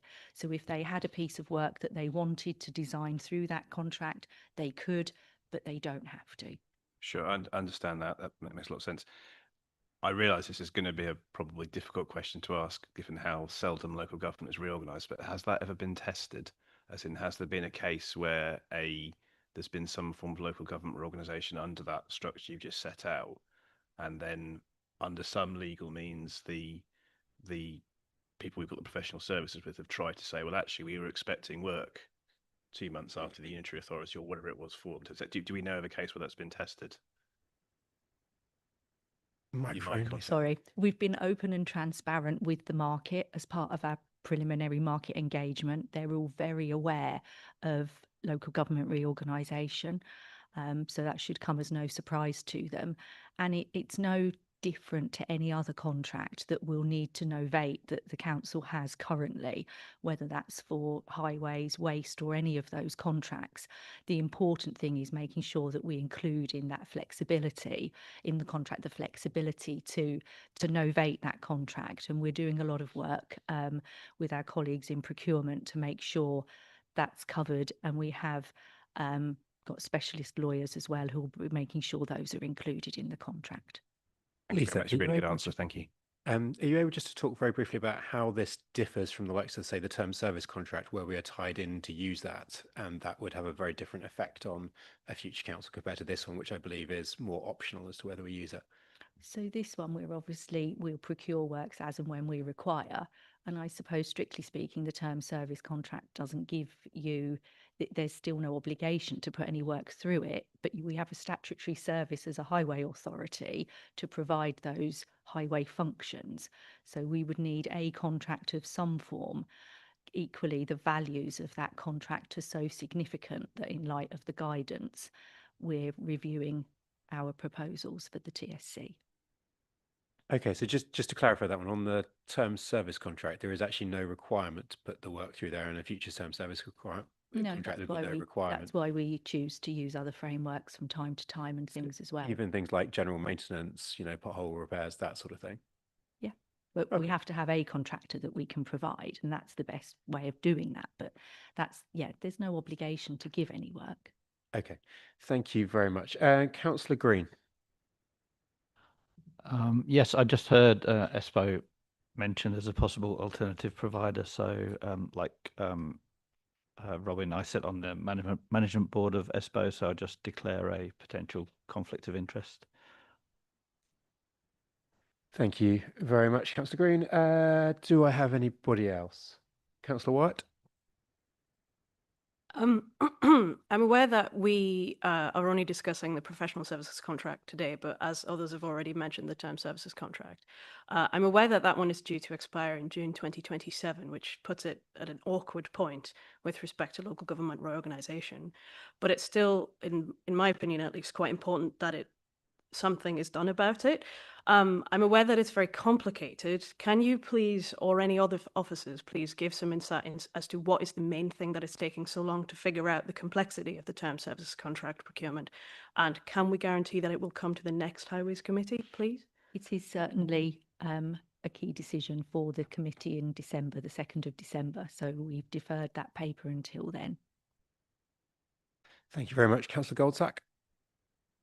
Just a simple point, hopefully I can bring this to a close. I think having a latent resource pool that you can go into for the skills that you can't carry yourself is eminently sensible for any business. I think it's a really good idea, and I think the way that you're going about it looks very professional. So I'm very happy to support this and move it forward. Thank you very much, Councillor Goldsack. Do I have any other councillors wishing to make any comments or ask questions? No, in that case, then thank you very much for this, Lisa. I share Councillor Goldsack's opinion there that it is really important we do have a framework that we can call off for this, that gets used on so many different projects across the council. I do echo Councillor White, though, that I would really like us to move forwards with the term service so that we can figure out what the future of that is, because, as I say, we are coming close to that expiring, so we do need some certainty in what is going to happen going forwards with that one. Brilliant, though. So, members, we are asked to approve the commencement of procurement of a professional services contract and delegate authority to the Executive Director of Place and Sustainability in consultation with the Chair and Vice Chair of the Highways and Transport Committee to award and execute a 4-year NEC4 contract for the provision of professional services starting in late 2026, early 2027, and extension periods. Can I take that by affirmation? I don't think I see anybody disagreeing with that. Nope. Brilliant. Okay, we are doing very well. Thank you very much, Lisa. Thank you for coming along. Okay, so item 8 is a report on the DFT Incentive Fund return, which will be presented by the Head of Service Asset Management and Delivery, Josh Rutherford again. So Josh, do you want to come up and present the DFT return?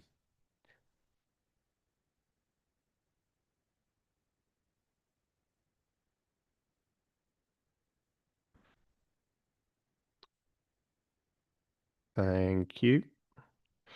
So this paper provides an update to the committee regarding the authority's response to the Department for Transport's reporting requirements in relation to the incentive fund. The government has stated that 25% of the £500 million additional funding allocated nationally for this year is incentivised and contingent on local highway authorities demonstrating to the government that they are complying with certain criteria aimed at driving best practice and continual improvement in highways maintenance. The response to the government was requested in 2 parts, with the authority already having responded to Part A at the end of June 2025. The second element, Part B, requires more detailed information demonstrating certain best practices are being followed and needs to be submitted to the DFT by the 31st of October 2025. This paper sets out for the committee the detailed information which will be provided to close out this requirement. Appendix 4 contains the proposed response letter for the committee. This includes our response to the best practice questions set by the DFT. This includes details on increases in investment in highway maintenance by the Council over the past 2 years and recent improvements in public satisfaction following this year's Quality of Life survey. The committee is recommended to approve the proposed response as outlined in the report and appendices, which will be issued to the Department of Transport by the 31st of October 2025. Thank you.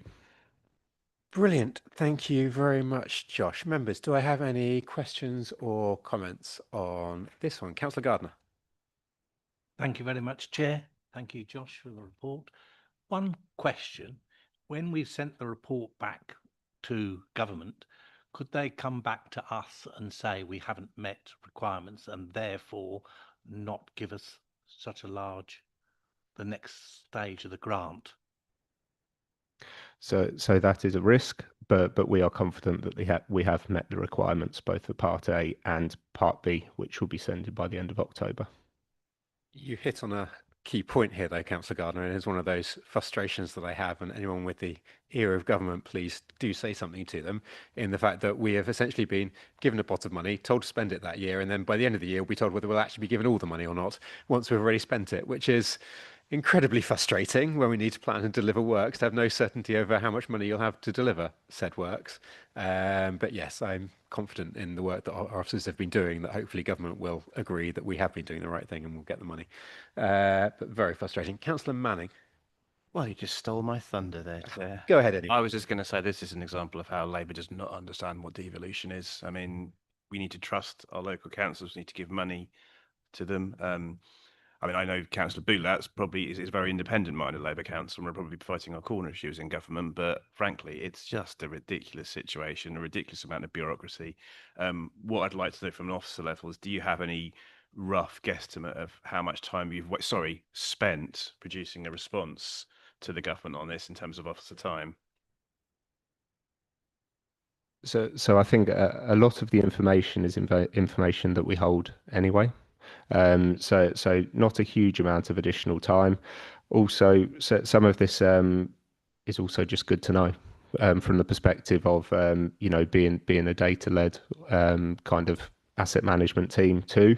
So I don't see this as a wasted exercise. I think it's really positive. I think it's positive that we're presenting this and we're also being transparent about what we're spending where, including on our website. And it is also giving us an opportunity to potentially raise local issues with the DFT as well, within the letter, we've also kind of referenced soil affected roads, which is obviously something locally that is a significant challenge and a significant maintenance burden that is not experienced by a lot of other authorities across the country.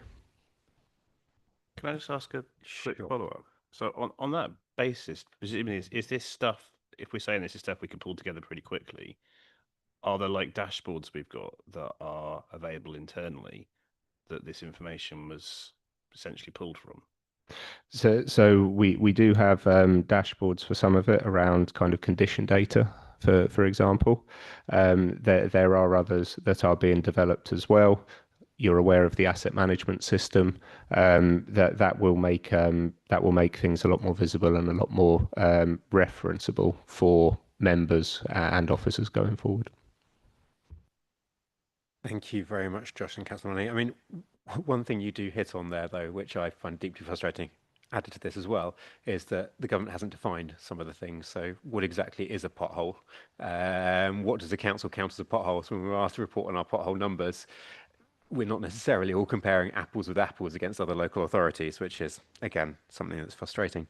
Councillor Hathorn, though. Following on from this sort of in this manner, so would it be more effective in terms of spending the money if we knew how much money we've got this year, and then the stick, as it were, would be that you had your funding cut next year? Is that going to be a far more effective? Can we sort of clarify what a more effective way of using the money would be? And I also think that this information and having it here is absolutely brilliant, and it will be going in my next monthly report. Thank you very much. Josh, do you want to pick up any of that? I think generally with regards to funding, whilst the council's constrained by budget planning, which goes before full council in February each year, the more long-term a view we have of what funding is available and when it may be cut or where it's incentivized to give us the opportunity to actually plan accordingly from national government, the better. Yeah, and I just want to pick that up again, say I do think that is incredibly important. A lot of the maintenance programs we have do take a while to design and deliver, and therefore the least efficient thing you can do is have a sudden mad panic to try and deliver things as quickly as possible. Actually having a proper, well thought out, well managed, well designed pipeline is incredibly important. And while Josh doesn't say it, a big thank you to Josh and his team for coming up with that pipeline and actually having those things in advance. It is obviously something as this administration have been trying to do as well, in the fact that currently we have indicative next year budget and uplift again in the highway maintenance funding. Being able to have that in advance rather than in year gives us the chance to be able to plan and prepare properly and make sure we're getting best value for money. The worst thing with all of this is getting money very much at the last minute and being told to spend it quickly, which is unfortunately often the approach of government. But yes, the more planning we can do, the better. And it's something as this administration, I'm very keen on making sure that we do have that external long-term visibility on things. Next up, I missed a public I'm so sorry. I've missed a public question. Thank you. Anna from CamCycle. Anna Williams, I am so sorry. I forgot to ask you to come up. Before we go any further then, Anna, I will let you ask your question on behalf of CamCycle. I am so sorry for missing you out. Thank you, Chair. Is that one? Yeah. Speaking today on behalf of around 1,700 CamCycle members and our campaigning partners right across the Cambridgeshire region. So Cambridgeshire has some good areas of cycle infrastructure, but one of the main barriers to further improvement across all the districts in the county is lack of investment. CamCycle recognises that gaining suitable transport funding from national government is often a challenge. Therefore, we're keen to see the County Council maximise the amount allocated to it by providing the highest quality response to Part B of the DFT's incentive fund requirements. Our question today is why, when the DFT specifically asks what data is collected on the condition of cycleways, point 9 in the county's response letter, is no cycling-specific information provided. Given the amount of effort and detail that has gone into the active travel network maintenance hierarchy in the next agenda item, which identifies specific needs for cycle routes, why has it not been possible to separate out the assets into the 3 different categories here: carriageways, footways and cycleways? Thank you. Good question, Anna. Josh, do you have an answer for that one? I do. Thank you for your question, first of all, and your support. The County Council maintains only 41 kilometres of designated cycleway county-wide, whereas other local highway authorities will maintain much more and may have a specific approach to data collection and report this asset separately as a result. Most of the county's cycling infrastructure is instead classified as shared use, forming part of our 2,700 odd kilometres of footway network. This means its condition is assessed jointly with the footway as a walked survey, or where it is a marked cycle facility on the carriageway, it is collected as part of a driven carriageway condition survey. Accordingly, the active travel hierarchy has considered the whole of the highway when determining how to rank the importance of routes to active travel users. And this means that where pedestrians or cyclists share road space with motor vehicles, the whole of that space is subject to the same maintenance approach, with the aim of delivering improved maintenance for active travellers on priority routes. Thank you. Thank you, Josh. Anna, I do think you raise a very good question there, though. And I think as we are pushing to be a more data-driven council, that is perhaps something we need to look at further with the hierarchy. I think in the future, it would be very good, actually, Josh, and we can perhaps take this away and look at it as to how we split out our different RAG ratings of carriageways. In particular, I think it would actually also be good to split out the soil-affected roads network. We all know how big an effect the soil-affected roads network has and how difficult it is to maintain that. So being able to have that separate from carriageway, I think would be very useful. I think also having a RAG rating of those that are on our active travel hierarchy would also be useful, but maybe that's something we can take away if we're asked to do this again by DFT or for our own data. Being able to split it out and being able to understand what's happening in different parts of the network is always very useful. We can do that relatively quickly, yes, with regards to the active travel hierarchy priority routes and also soil affected routes versus the remainder of the county. Brilliant, and maybe we can pick that conversation up in the performance report that comes later. Anna, thank you very much for your question. I believe you're coming along with a question for the next item as well, so stay with us. Sorry about that, members. Back to members. Does anyone else have any comments? Councillor Boulat. Thank you, Chair. I just want to say that I equally find, as Councillor Hathorn said, the data are really useful. I think it's important to have an evidence-based approach. I had a question around the surveys, and I find it quite useful to have the surveys and the results summarized. To what extent do we feel that we're over-relying, perhaps, on some of the survey feedback? Because I know sometimes when you do like a resident survey, you have people who are usually most positive or most negative, responding especially on like issues like highways questions. I wonder how representative those figures are. Of course, if you look at it, just if you see this table, you think like the satisfaction level, the levels of satisfaction are quite low on highways. You obviously see the improvement, which is really positive, which matches the additional investment. But I'm just wondering if sometimes we kind of over-rely on this feedback to make perhaps some budget decisions in general. So I wonder, I'm just curious as to what the government's response to that would be as well. And finally, I just don't think that, saying that the Labour government is actually allocating additional funding for highways is actually a bad thing, is a good leaflet material. But I do take the points on perhaps learning the lessons from this round of funding. And I do agree with Councillor Hathorn's comments around perhaps making the incentive for the next year's funding if the programme is rolled over. I'm not sure about the details, but I think there's sort of good feedback we could feedback as members as well to government. Thank you, Councillor Boulat. I very much hope, I'm very appreciative of the extra funding from local government, even how it is delivered. I would really plead that I hope they continue again next year. We still have no certainty of whether we get it next year and the year after. Just for anybody in national government that is listening, I think we're all aware of the huge backlog across the entire country. I think in Cambridgeshire it's £1 billion alone. So yeah, any extra you can give us, very gratefully received. Josh, do you want to pick up the other points about how we do our surveys though? Thank you. So I think we definitely look at survey data, survey responses. It's important to listen to our communities and the feedback that they give us. It is one part of the assessment process with regards to how we determine what schemes are delivered and how funding is allocated. So it is absolutely not the only part. We look at condition data as well. We look at other prioritisation criteria through our kind of capital prioritisation process. So I feel the responses that we receive on certain themes, we definitely take into account, and we give them due consideration without overly considering them when we're looking at funding decisions. Thank you very much, Josh. Do I have any other councillors? Yes, Councillor Morgan. Thank you. I just would like to ask Josh what you think what do you think the areas which would be easiest to improve for next year are, and what kind of areas you think that we're doing particularly well on? So areas the areas on this report where it's easiest to improve to get more money, or is it possible to get more money even? Well, I think with regards to funding at the moment, it's a little bit unknown for next year. We're hoping potentially that there's going to be some positive news in national government's November budget setting, but we'll have to see. In previous years where there has been something similar to the incentive fund, it's been a similar criteria year on year that we have to meet rather than the goalposts changing.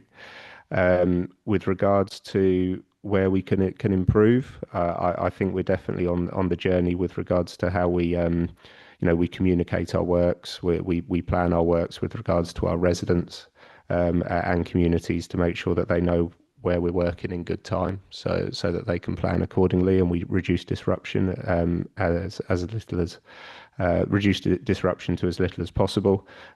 We have made considerable improvements in that area as well with regards to how we advertise our work, both with on-site signage, what we're doing on our website, and also proactive comms to members, and hopefully members recognise that, and also to parishes and residents as well.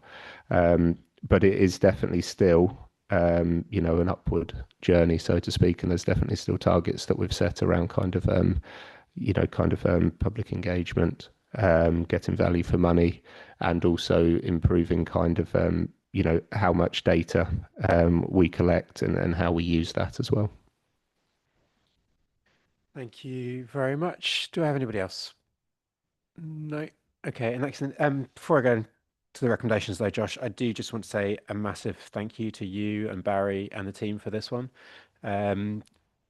The level of improvement in data that we have had in highways in the last 4 years is astounding. I do still remember when we came in 4 years ago that we had no idea how many potholes we were filling and no real data on that one, to get to the point where we now have much more accurate in-time data that allows us to get ahead of things. We now have, accurate reports of pothole reports, so we can see the trends and be able to plan resources accordingly. All stuff that isn't rocket science, but it is amazing to see how far we have come, and I'm sure we still have a long way to go. But just a really big thank you to you and the team that has been working on that. It is phenomenal to see the improvement that we have, and I think with the extra investment that we've put in, seeing that 7% improvement in customer satisfaction, while it's against a low baseline, it is really good to see that improvement and the work of this administration, the previous administration, really coming forwards and improving things. So thank you for that. Members, we are asked to approve the proposed responses outlined in the report and appendices, which will be issued to the Department of Transport by the 31st of October. I don't see any. Can I take that by affirmation? Nobody disagreeing with that? Brilliant. It's great to see everyone supporting things today. That's good. Right, it's now 11:42. Nick has just reminded me that we do need to take a break after 2 hours, and we're coming up to that. So I'm going to suggest we take a quick break now, and then we can finish out this. We have, it's now 11:43. Let's give ourselves 10 minutes, be back here, ready to start at 5:02. So thank you, everyone. See you in very soon.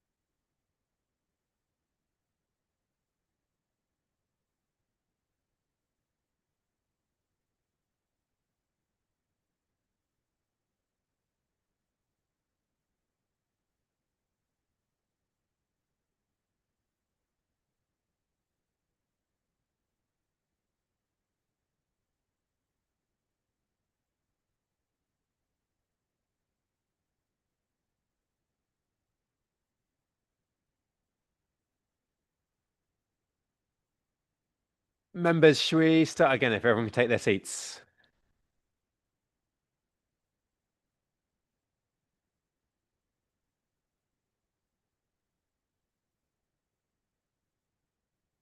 Thank you, everyone. Let's start again. Brilliant. So we're now on to item 9, which is a report on the public rights of way hierarchy, which was presented by the Highways Records and Definitive Match Manager Dan Ashman. Dan, over to you. Thank you.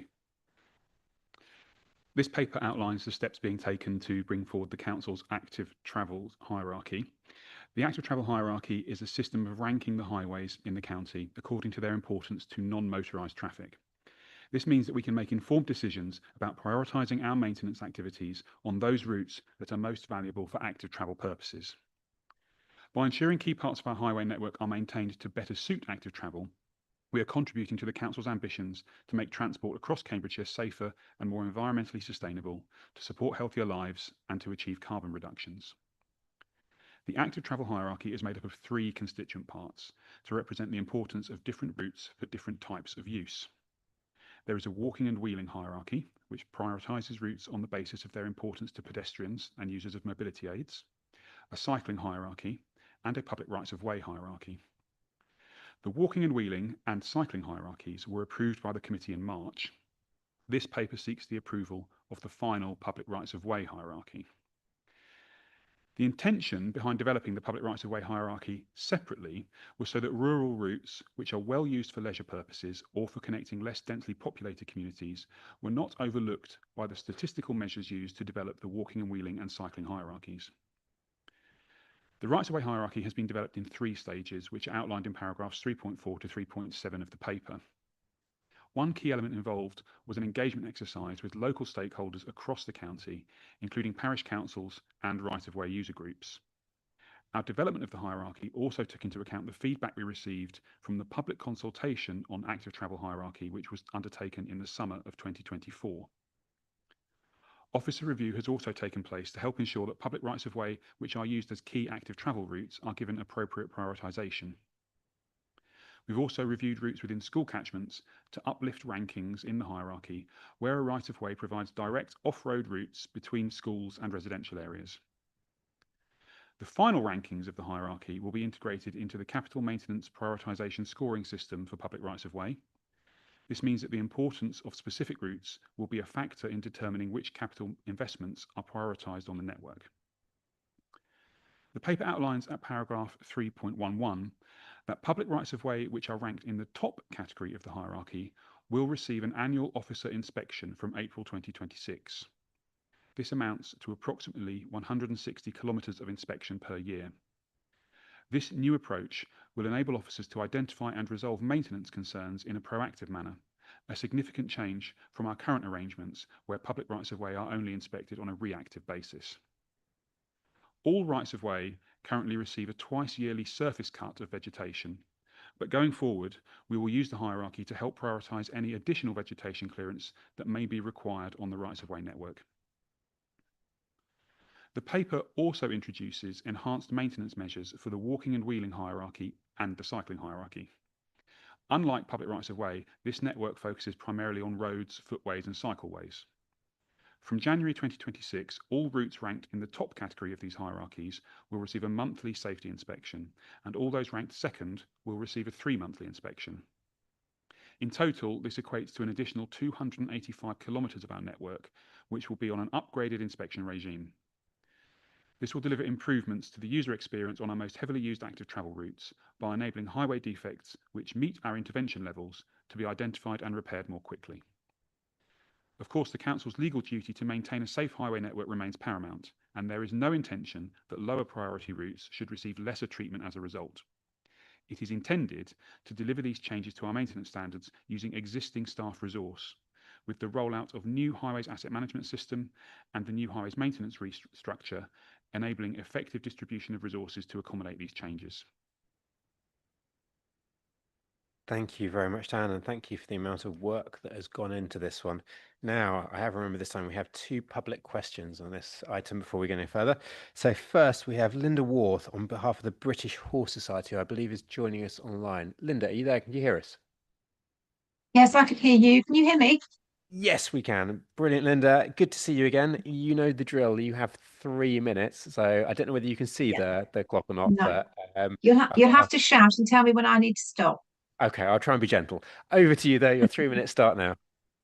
Thank you. Thank you very much for giving me the opportunity to ask this question. The report states it is known that several public rights of way in Cambridgeshire are well used for active travel purposes and is therefore appropriate to include public rights of way within an overall active travel hierarchy. And it also states the public rights of way hierarchy will be an important contributor towards the achievement of Cambridgeshire's active travel strategy, for example, walking, cycling, or using mobility aids to access services, workplaces, and other destinations.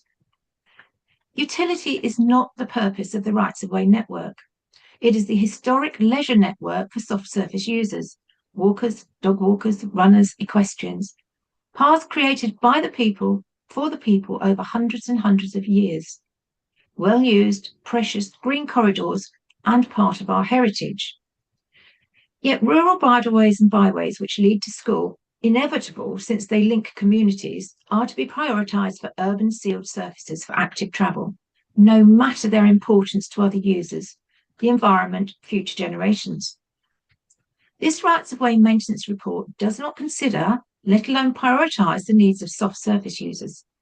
It does not record the importance of rural rights of way. It only promotes rights of way for urban style active travel. The current wide-ranging objections to surfacing Wilson's Road Bridleway Longstanton is an example of how negatively active travel projects are imposing on well-used, much-loved, much-needed rural bridleways. This committee is the guardian of the rights of way network and has a duty to protect irreplaceable rural paths to ensure they remain suitable for rightful users and future generations. We need active travel routes as well as rights of way, not instead of them, to encourage more users, not to displace existing users for different ones. Will this committee recognise that the purpose of rights of way maintenance is not to enable hard surface active travel routes? And therefore, will the committee correct the report as per the above comments and reassure users that the rights of way network will be safeguarded for nature and biodiversity net value, as well as value to health and well-being, now and in the future, by having access to unurbanised routes? Thank you. Thank you, Linda. I'm going to make a few answers myself, but I'm going to hand over to Dan Ashman first to give you the formal response. Thank you, and thank you for your question. Rather than seeking to promote or deliver changes to our highways, the rights of way hierarchy is about how we maintain the network as it currently is. The active travel hierarchy is all about identifying which parts of our highway network are most important to our active travel users, so that we can consider how maintenance activities can be targeted to locations where they can most effectively support active travel. Now, the public rights of way hierarchy will form part of the active travel hierarchy. That doesn't mean it will deliver any project that alters the nature of a public right of way. And although maintenance requirements must be considered as part of the development of any scheme affecting public rights of way, the business case and design of a project is carried out independently of those maintenance strategies. One of the reasons the public rights of way hierarchy was developed separately to the walking and wheeling hierarchy and cycling hierarchy was to ensure that the needs of active travel did not overshadow the unique nature of the rights of way network as both a means of travel and a place for leisure and countryside access. So accordingly, one of the questions in our engagement exercise this summer was whether individual rights of way were important to stakeholders for leisure purposes.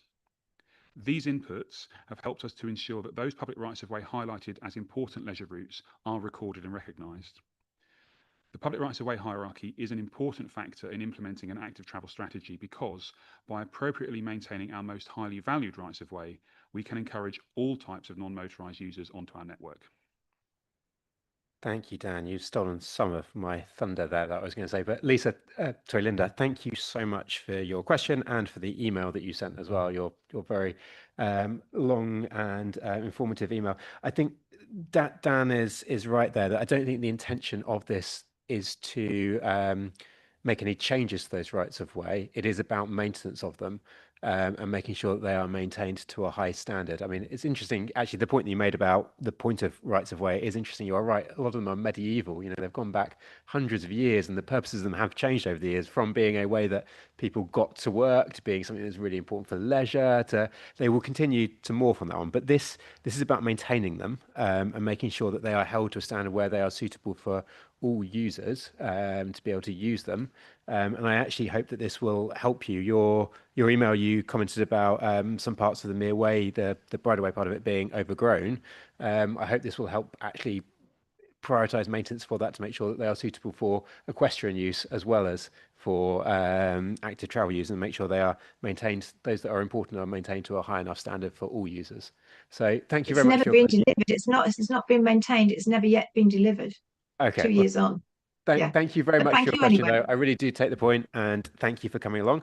Next up, I've got Anna Williams again. Anna from CamCycle. Do you want to come along and ask your question? Thank you, Chair. So the majority of respondents to the 2024 Active Travel Hierarchy consultation rated the surface condition of active travel routes and vegetation overgrowth as key maintenance concerns. CamCycle's inbox is frequently filled with comments about these issues as they affect the safety of people cycling. When they lead to conflicts, e.g. through narrowed paths and bad visibility, or injuries through falls caused by cracks and potholes, they may put people off from cycling altogether.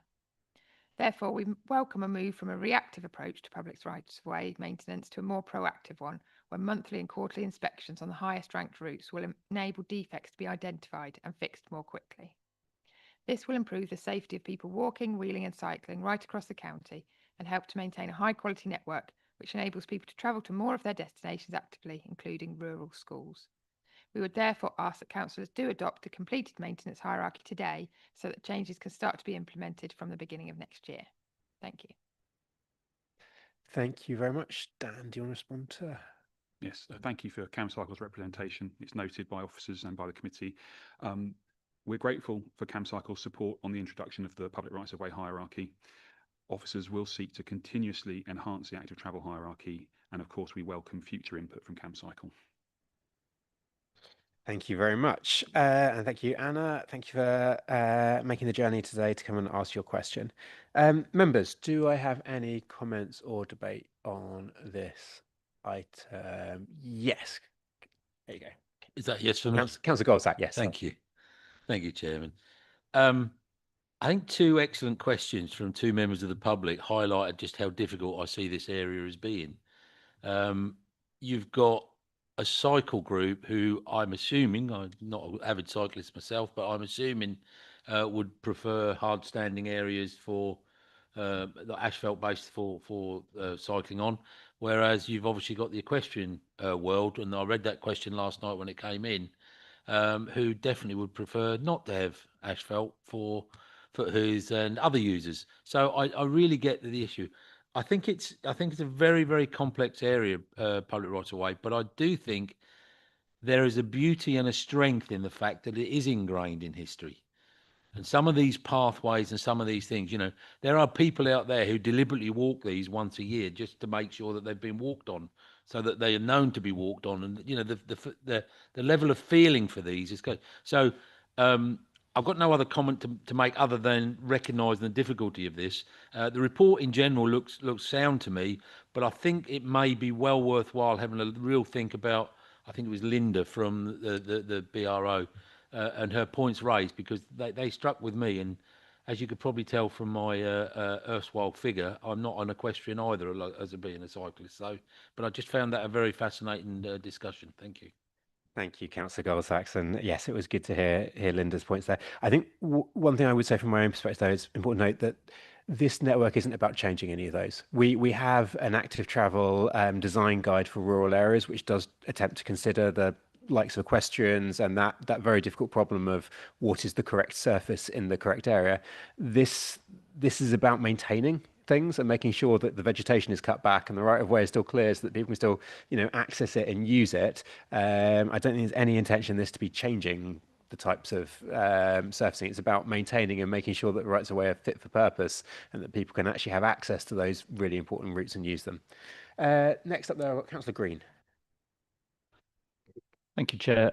Yes, just really going to the points you just made, actually, that it is good to know that there are design criteria that will address the needs of equestrians and other leisure users.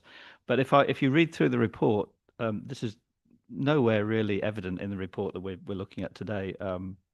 They're not really, unless I've missed it, they're not really present in the report. So it's just, one gets the impression that kind of Cambridgeshire is almost suffering from the success of its active travel routes. The tendency will be to identify routes that are rights of way, and the tendency will be to then prioritise these for people who are walking and wheeling and cycling, and there'll be a tendency to put a hard surface down there. So yeah, it would just be nice to know that there is a framework in place that asks the question, you know, does this route require a hard surface? Is it, you know, it would be interesting to see the decision process that is made a little bit more visible. And also one thing that Linda mentioned as well is, once you do put a hard surface down, there is a loss of biodiversity often along these tracks, and that again is not something that features in the report that we're looking at today. Thank you very much. Does one of the officers want to come back on that and just, yes? Yes, thank you. Thanks for the question. There's a couple of things that I could perhaps point to that might help to answer the question. Firstly, when we went out to engage with stakeholders this summer, one of the key questions we asked was, is this route important to you for leisure purposes as opposed to an active travel purpose? And we have made sure that that was a factor in scoring and ranking the routes when they went into the final hierarchy. And we will be keeping a record of those, so that we know we have a log of routes where people have told us this is important for my recreational purposes as opposed to just from shuttling from A to B. So we will be keeping that and considering that going forward. And the other thing to note is that the council also has a authorisation process, which we introduced a couple of years ago, for making changes to the surfaces of public rights of way, which kind of complements this work. And any scheme that is brought forward that proposes to alter the nature of public right of way must be authorised through that process. And that takes into consideration some of the factors that you mentioned, such as biodiversity and the effect on the established users that are already using that route. Thank you. And yeah, just to make that point again, this is a maintenance hierarchy, not a change hierarchy. It's about inspecting and maintaining routes, not about hard topping or changing things. That's what makes this so unique, is that across the country nobody before has come up with active travel maintenance hierarchies to actually make sure you do, you know, the right type of maintenance in the right place for the right users, and actually making sure we get that right is incredibly important. Next up, I've got Councillor Gardner. Thank you very much, Chair. It's my question, and thank you very much for the report, is with regard to quiet ways, which, if I've read the report correctly and what you said earlier, you will check quiet ways every 3 months. So if that is the case, and then you find that you've got overgrown vegetation and what have you, will that then lead to a maintenance of that, you know, the vegetation being cut back, or will that still only be done on a twice yearly basis? Thank you, Chair. Yes, thank you. Yes, I think the idea is that if a route is ranked more highly in the hierarchy, then it will be prioritised for maintenance activities such as that. So if we have to make decisions as to which routes we do approach and address, something that is more highly ranked is more likely to get treated. And I would say that one of the factors that we took into consideration again when we ranked the routes was any knowledge of quiet ways was inputted into there, so that I understand that the route from Brampton to Graffham, for example, is listed as a quiet way. That's a new scheme that's been brought in recently. That was taken into account when we ranked the hierarchy. Thank you very much. Next up, I've got Councillor Hathorn.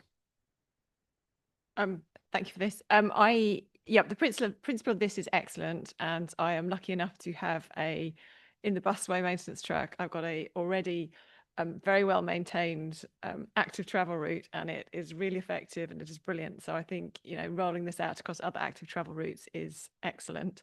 The consultation I found it quite challenging, and it was only really by speaking to Dan that I was able to complete it, because it's big and complicated.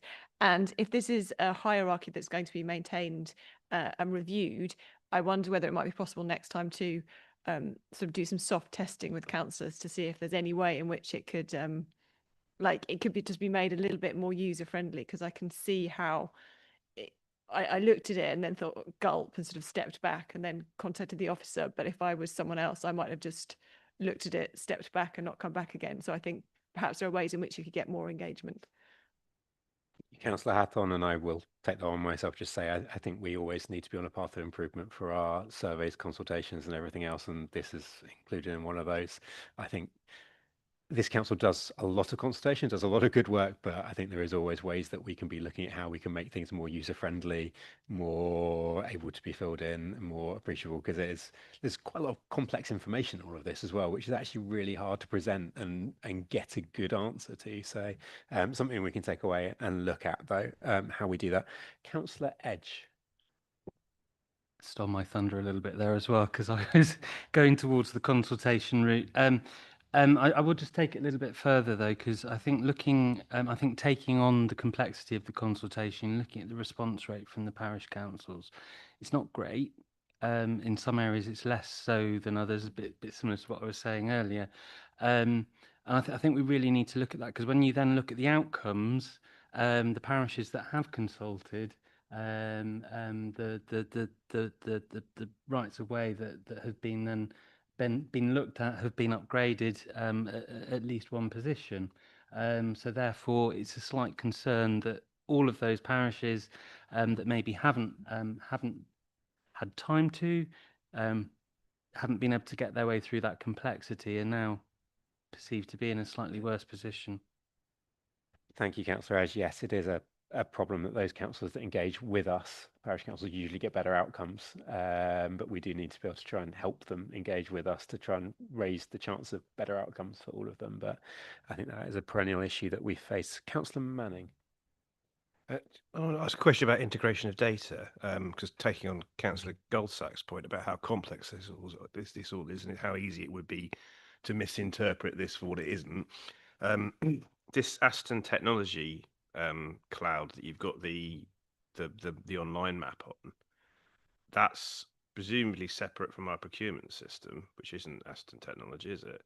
And presumably is also separate from, if you go to the Cambridgeshire Maps site, you get a different, if you check the box there for public rights of way and access, you get a very different view, even though it's got similar terminology. So there's a danger that some very, very good work you're doing here, that because we haven't got integration between several IT systems, to the public is going to look very confusing. I'm not necessarily expecting you to come up with that's quite a detailed question to ask right now, but I'm kind of raising a concern about how much we're making sure these different systems are integrated together, the data's integrated together. Yes, thank you. Yes, I mean, I can't speak in detail about the nature of the mapping software that's used, but it is purely what is being used as a platform to share that data with the public. Internally, the data will all be integrated within the new highways asset management software to make sure that we're using it consistently within the council. I think, Chair, obviously, I think really would welcome we get something back on that, because it does look like it's stored in a completely different place. Okay, yeah, maybe can we ask Dan that we get a fuller answer to Councillor Manning on that one? Thank you very much. Do I have anybody else? No. Okay, I do, just before we move to the vote, want to say again myself, thank you to the work on this. I think we are the first authority in the country to actually do this, and to be able to make sure that we prioritise maintenance, not by just how it affects car drivers, but by how it affects cyclers, walkers, wheelers, horses, and everybody. And I think that is really important and does show the work that we are doing here in Cambridgeshire to try and be at the front. If possible, if we can send this into Active Travel England as well, I'm sure they'll be interested to see what work we're doing. Obviously, what's really important following this is that we get the right intervention criteria for the right roads, and I know that's the next piece of work that needs to come from this, and there needs to be budget discussions about that. It's great to see the added inspections that are being done now, but we obviously need to make sure that we're doing the right interventions and have the right intervention criteria for the right users, such that we're prioritising repairs for the right people at the right time in the right place. But thank you for this piece of work, and I look forward to the next part of it on that intervention criteria levels. Councillors, we are asked to note the contents of the report, approve the adoption of the finalised ranking of the public rights of way hierarchy set out in paragraph 3.5 of the report appendix 1, approve the introduction of proactive maintenance inspections for key public rights of way as outlined in paragraphs 3.9 to 3.12 of this report, and delegate authority to the executive director to place in sustainability consultation with the chair and vice chair of the Housing Transport Committee to make any future changes to walking, wheeling and public rights of way hierarchy following the conclusion of the respective trial periods outlined in this report. Can I take that by affirmation, or is there anyone that disagrees with this report? Shout now if you disagree. No, again, I think that is unanimous. Thank you very much, everyone. So item 10 we now have is the performance report for Q1 of this year, which is presented by the Exec Director of Place and Sustainability, Frank Jordan, to my left. Frank, Frank, over to you. Thank you, Chair, and good afternoon, members. So the strategic framework of the council covers the vision and ambitions, and linked to the strategic framework, there's a policy a performance management framework that's been set by the committee, which outlines the key indicators that each of the sub-policy committees will be responsible for. So now this committee is primarily focused on Ambition 2, which is around delivering safe and sustainable transport across Cambridgeshire. So what the report outlines is the strategic key performance indicators that have been set as part of that performance management framework, and then provides an update on each of those. And in terms of the actual performance, there's two that I would particularly highlight that are highlighted in the report. The first is there is one indicator that's highlighted as a green indicator, so is on track, and that particularly relates to the repairs that are identified. Now, these are repairs that are identified by our proactive inspections, and the repairs being undertaken within the required timeframes. And the data shows that we do actually provide the repairs within the required timeframes. Also, I do have assurance that we do inspect the highway when required. Over 90% of the highways inspections are undertaken within the required timeframes. However, we do recognise that's not the complete picture in terms of condition of the highway, particularly around maintenance. So as referenced in the report, we are going to add an additional measure which measures the time frame from when a customer reports a defect and the time taken for that to be repaired. And with the introduction of the new asset management system that's just been introduced in September, we have got more ability to track those types of customer reports right through from report to conclusion. So I think that will provide a clearer picture. So I think whilst we've got a good indicator around repairs that we identify through proactive inspection, we do recognise that there are other reports that come into the accounts that we do need to manage. The second one I particularly highlight is the indicator relating to those that are killed or seriously injured on the highway. And you'll see that over the last 12 months, there's been an increasing trend of fatalities, unfortunately, on the highway. And particularly, we're seeing an increase in the fatalities that are linked to either drinking, use of drugs or criminality. And there's also an increase of those using motorcycles on the highway. So that's a particular area that we're wanting to make sure that we provide further campaign and information to the general public around the importance of safety on the highway. That's something we'll do in partnership through what's called the Vision Zero partnership, which involves the Combined Authority, Police, Fire and Rescue Services. And there is a more detailed report already in the forward plan for the committee in December to provide some further details around the actions that we're taking as Highway Authority as part of that partnership to really focus on road safety.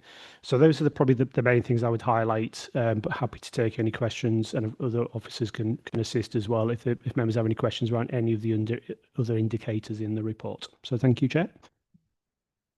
Thank you very much, Frank. Members, actually, no, we have a public question first again. Sorry, Anna. Another public question from Anna Williams on behalf of CamCycle. Anna, do you want to raise your question? Thank you. In section 2.9, the report notes a 10% increase in cycle volumes from the 2013 baseline. However, when you look more closely at Appendix A, page 4, the picture is far less positive. The data there show that cycle rates in Cambridgeshire are actually down 15% from 2019. That's a stark contrast and is far more pronounced than any changes seen in vehicular traffic flows. This is not something that can simply be explained away by changing travel needs. CamCycle has been monitoring a variety of local cycling data for some time. We are genuinely concerned. In a region that is growing as rapidly as this one, a sustained fall in cycling should be setting off alarm bells across the authority. If cycling levels are dropping while population and travel demand rise, then the pressure on our already congested road network will only increase. This is not a random trend, it is a result of choices. Where meaningful county council investment has been made in the past, such as on Hills Road and Huntingdon Road in Cambridge, we saw significant uptake in walking and cycling, but these major schemes have dried up. Across the wider Cambridgeshire network, the story is too often one of deterioration and growing concerns about safety. We therefore ask that the county apply a RAG rating of red to this indicator and begin urgent work to understand the causes of this sustained fall in cycling. Most importantly, the council must get serious about the level of funding and commitment needed to reverse the decline. Thanks. Thank you, Anna. Yeah, so thank you for the question. We will provide that RAG rating. We'll provide some further information in writing to you on that. Thank you. Thank you. And you do raise a really good point there, Anna. I think that is really important. What I think is interesting, though, is looking at it, we haven't seen a corresponding large raise in the number of people driving as well. So it might also be due to home working trends that have an effect on that as well. But it is really important that we do make sure that we do have growth in active travel, because you're exactly right. If we have too much growth in car usage, it is just going to completely stop traffic and we end up with more and more issues on our road network.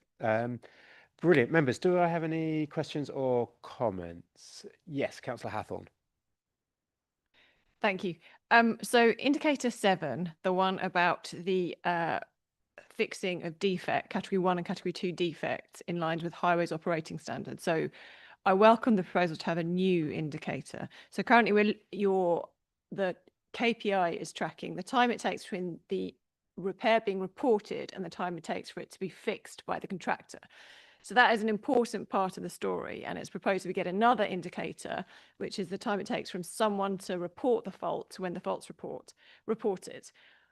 I think we also need an indicator which assesses the quality of that work. And at the moment, I've gone to the Highways Report a Fault page, and if you report a fault, it gets fixed and you're not happy with it, you've got an email which says do not reply apparently coming to you. So I think there needs to be some way in which you can raise these issues, because I have raised work which I'm not happy with via report of faults, and it just gets rejected because it's no longer meeting the standard of it's being a fault, but the work was never done properly. For example, the vegetation in the road, which is what happened yesterday, which hasn't been cut back properly, so continues to affect the quality of the road. So I think I would like to see a KPI which looks at the quality of the work which we're getting from the contractors. And finally, I have been getting, by extremely persistent emails, some months' data for the number of reports fixed in my division between the time of being reported and the time that the officer has looked at the job, and that is certainly not at 90%. And I would argue that a county-wide KPI for highways is incredibly difficult to challenge, because my rates in my division could be at 10% and the county could still hit a 90% rate. That's the way the maths works. So I think it is really important, because this is the area where residents of Cambridgeshire don't have faith in us. And as we do more work, then you can begin to build that confidence. But I think there are definitely areas where the county council could do better. So I would like to see, in summary, a KPI, as we've been told we're going to see, about the time from reporting a fault to it being the work being ordered. We've got the one about the work being ordered to the work being completed, one about the quality, and I want to know what's happening in my patch. Thank you. Thank you very much, Councillor Hathorn. Very, very important points you are raising. I think the question is which KPIs go to where. And I think the Aurora system allows us to develop a lot more metrics on this. And I think we need to take away and think about which KPIs need to be reported where and what we have the ability to have. There are a few others that I very much want as well. One of the key ones for me is I want to know how often we go back to the same spots. because that is clearly a sign that something is going wrong if we're continuing to go back to the same area to go and fix things.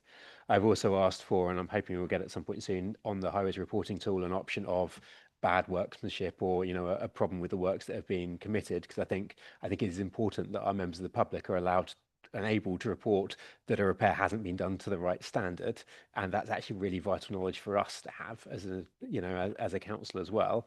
So I think the Aurora system will allow us to do a lot more data, and we need to take that away and figure out which data needs to be surfaced at which area for which people, so that we can all have the confidence that we need. But those are really, really important points and something we need to be working on. So thank you on that one. Next, Councillor Manning. Just to follow that, with the new system, how much self-service are we going to get as councillors? I mean, I won't say it is, but we do have a data scientist on our administration, and quite a few people are interested in data.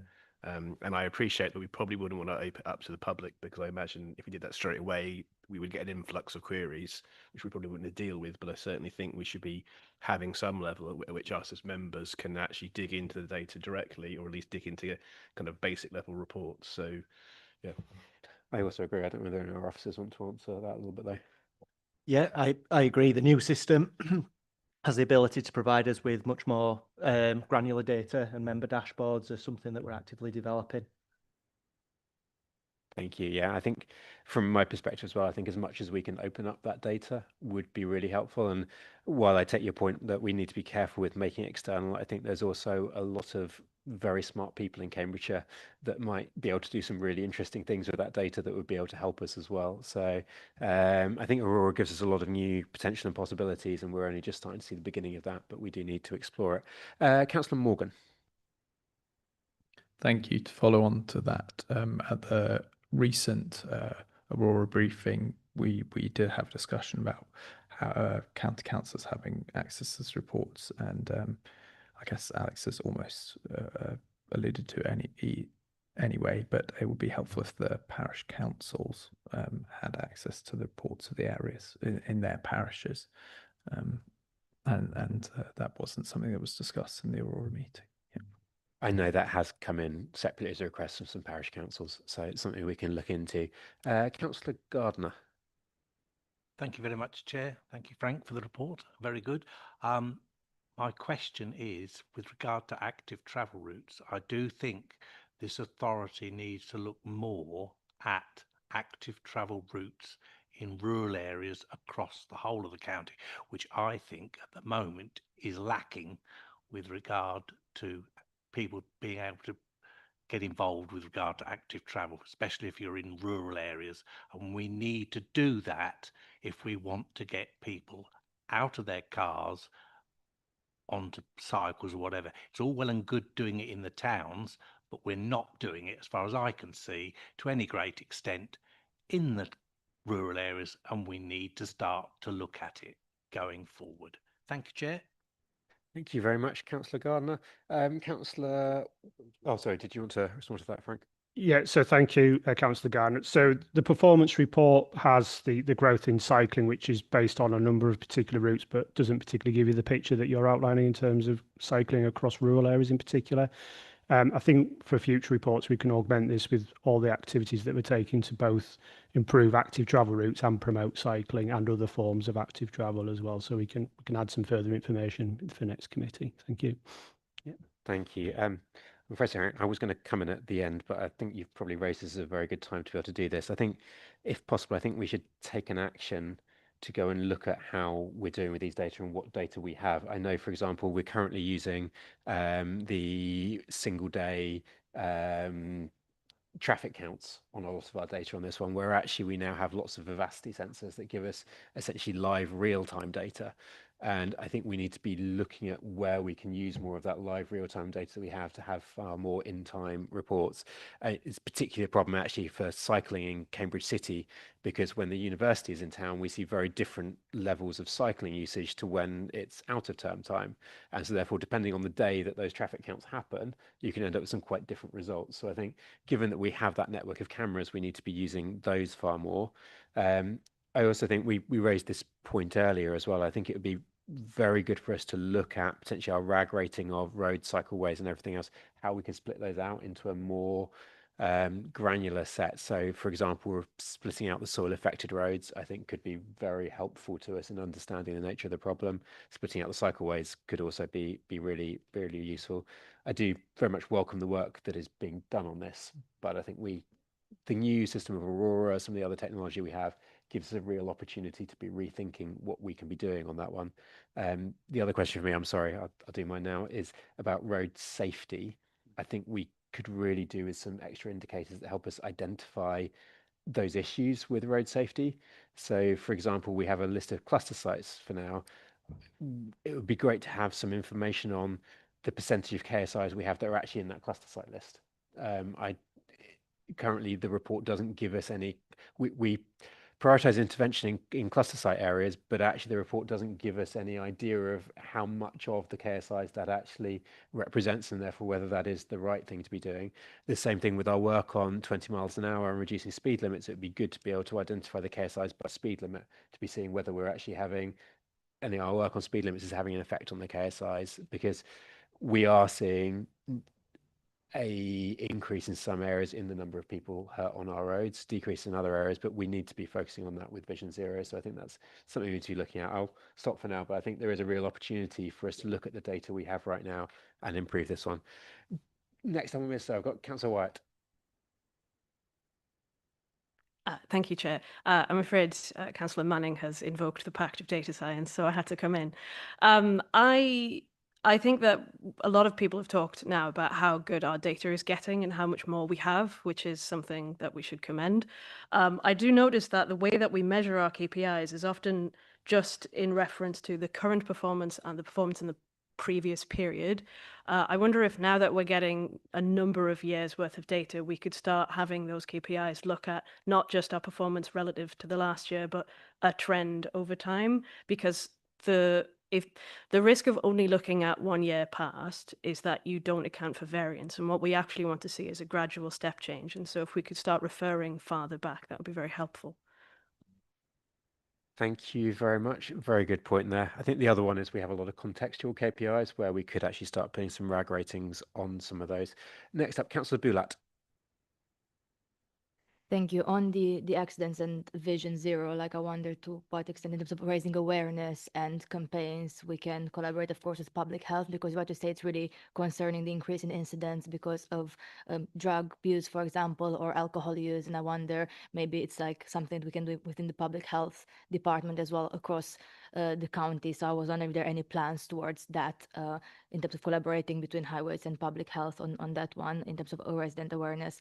I was looking at the second indicator, which is the changes in traffic flows, and especially on kind of the market towns changes. And I was wondering if one of the useful ways to contextualize this data is if we could have, maybe the CPCA is working on this, I don't know, but how, to what extent buses and public transport connections have improved in those towns or not, because we get the indicators for all the towns in which those surveys are being done. And I know for a fact that if you look at somewhere like Chatteris compared to somewhere like St. Ives, the ways that you can actually access public transport are very different.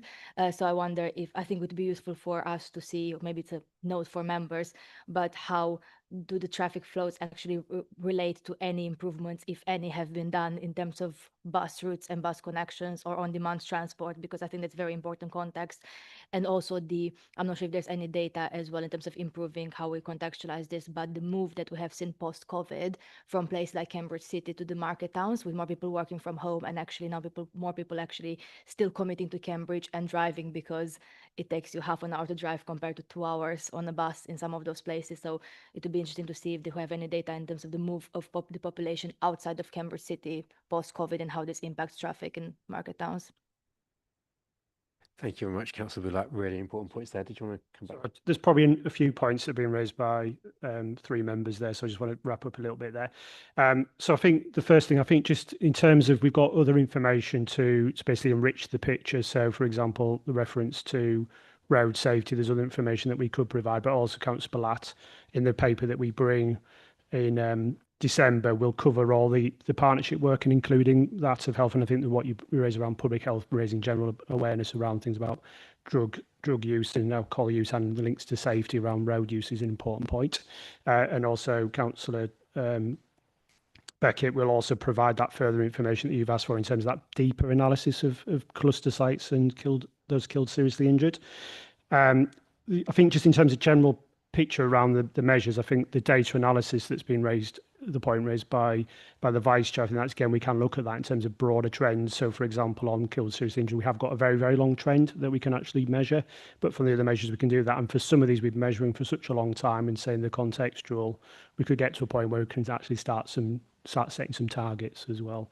So I think the key thing I would just highlight is that we can, whilst these are the strategic performance indicators, where we've got other data and other information, we'll add that in to enrich the picture. And I think the final point, when it comes to things like traffic use, we can augment that with the information we get from the Combined Authority about where things might be changing around bus use, for example, and whether there's any links to that, and also that broader picture in terms of whether people have changed their habits around travel because of way people are working and travelling to work. So I think the general point really that I'm just going to summarise is that whilst these are the key indicators, we'll provide as much additional information as we can to provide that bigger picture to the committee.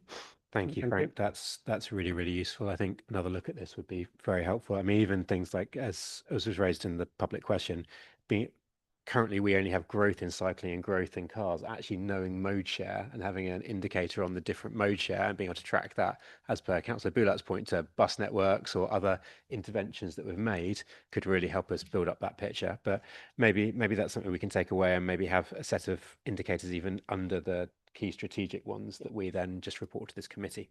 Brilliant. Other members, Councillor Goldsack. It's just quick, and I've got two questions really. One was, I'm delighted to see Aurora coming in. You know, I've been pushing for it for a long while, and so I really am delighted to see it. Something that Councillor Hathorn raised, and I think Councillor Manning alluded to as well, was the public perception on the closure of a recorded piece of work. Through Report It, when that piece of work was ordered, it closed, and that's what the client saw. I'm assuming now that Aurora doesn't actually close that until it's completed, and then the member of the public that's lodged it can go and check for quality and report back accordingly. So that was point one. And the second one, I'd love to have a chat with our data champions. I think it's absolutely fascinating, the world of data, and I think AI has a huge part to play for us in interpreting and playing with that data. And when I mean playing, I mean my favourite phrase of all time is, we don't know what we don't know, but AI can help us get into that area of unknown.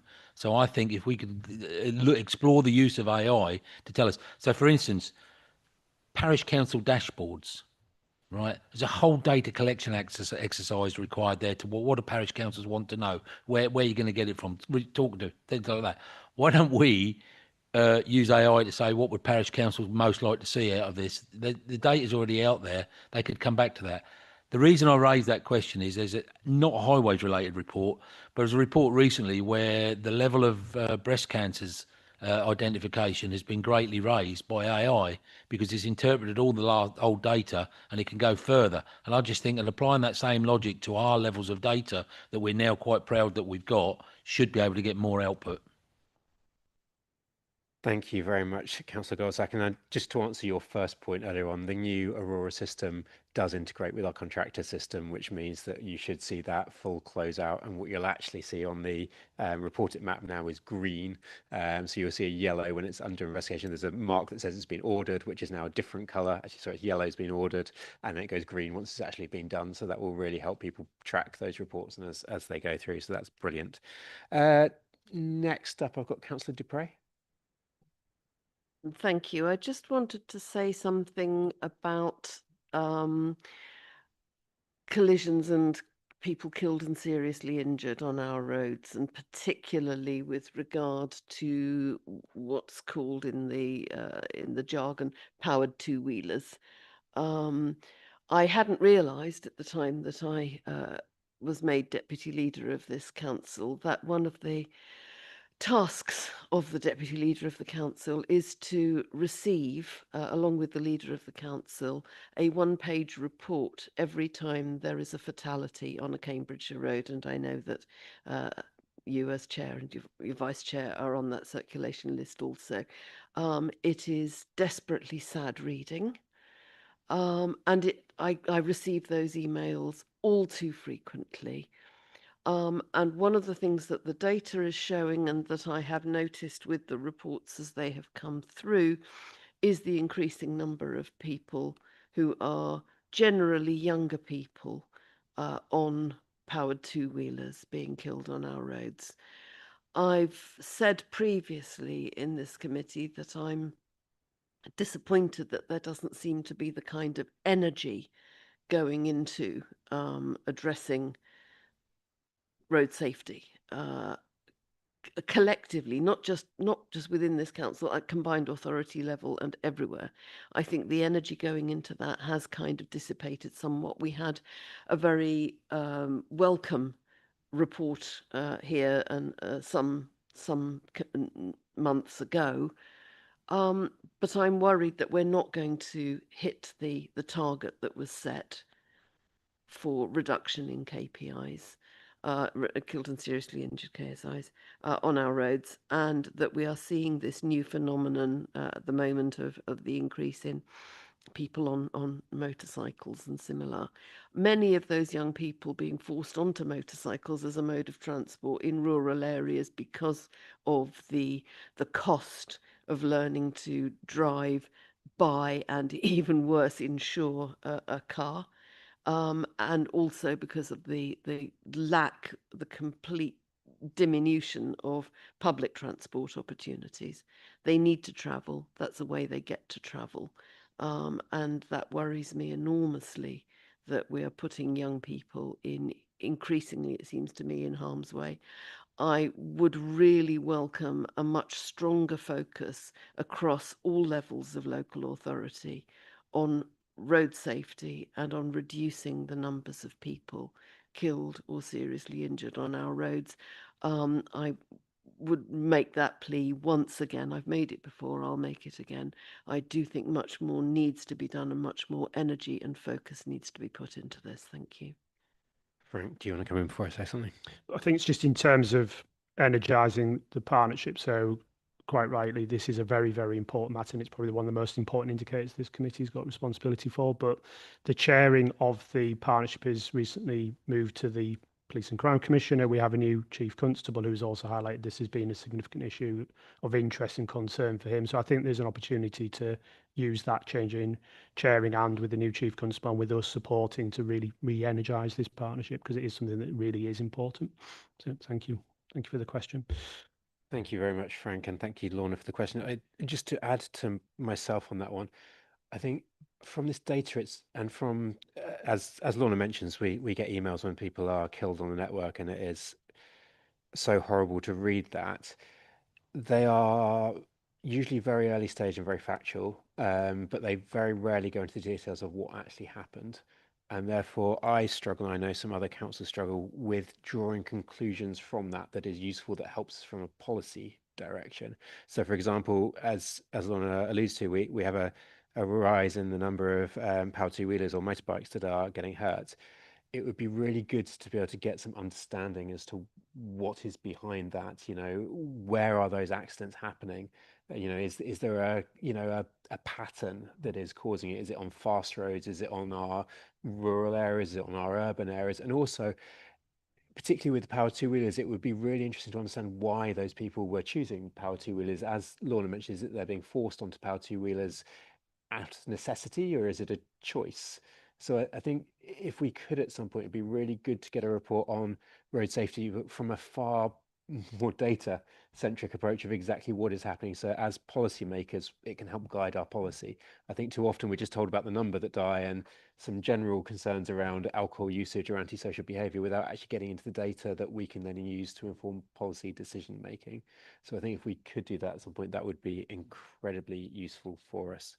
I don't know if you want to respond on that. I think that's just something we can look at. It's just again, just to reiterate, with the report coming to December committee, I think will provide that richer picture around policy considerations as well, rather than just data. Yeah. I would really implore us though to have data and understanding that data. I think often our road safety papers are very verbose, but they don't actually get into the causality or things that are actionable from a policy perspective. So being able to do that would be really, really useful. Councillor Manning.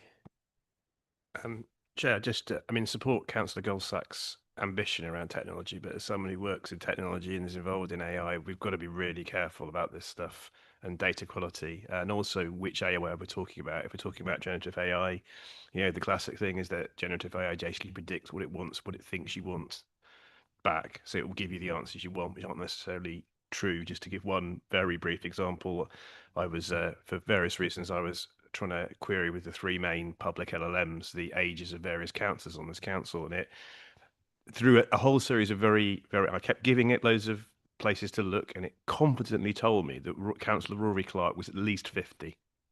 Councillor Boulat, I won't say how old you were, but you were in your 60s, and I gave it data sources that literally a human could look at and say that's clearly wrong. So whilst I support the ambition, we've got to be really careful about how we use this. And I think investigating it is right, but let's not think it's going to give us lovely answers that proper data curation can't. I think the problem there, Councillor Manning, is that will give us lovely answers, but they're not necessarily correct lovely answers all the time. It leads you into things. It is very important that we use it carefully, but also don't underestimate the potential of it. So using it in the right way is very important. Do I have anybody else on this one? Councillor Manning off?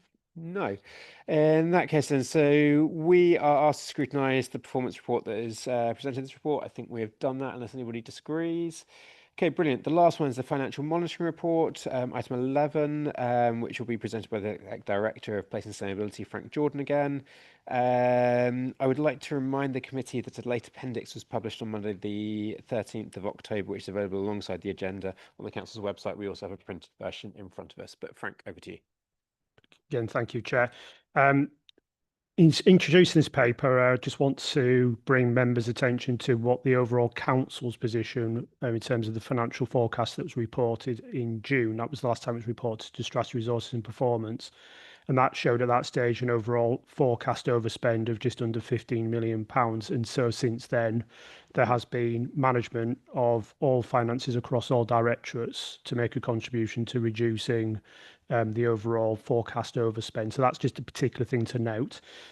Therefore, you'll note in this particular report, in terms of the forecast for August, which is what this committee is presented with today, is showing a projected at this stage underspend for the directorate of just under 1.8 million.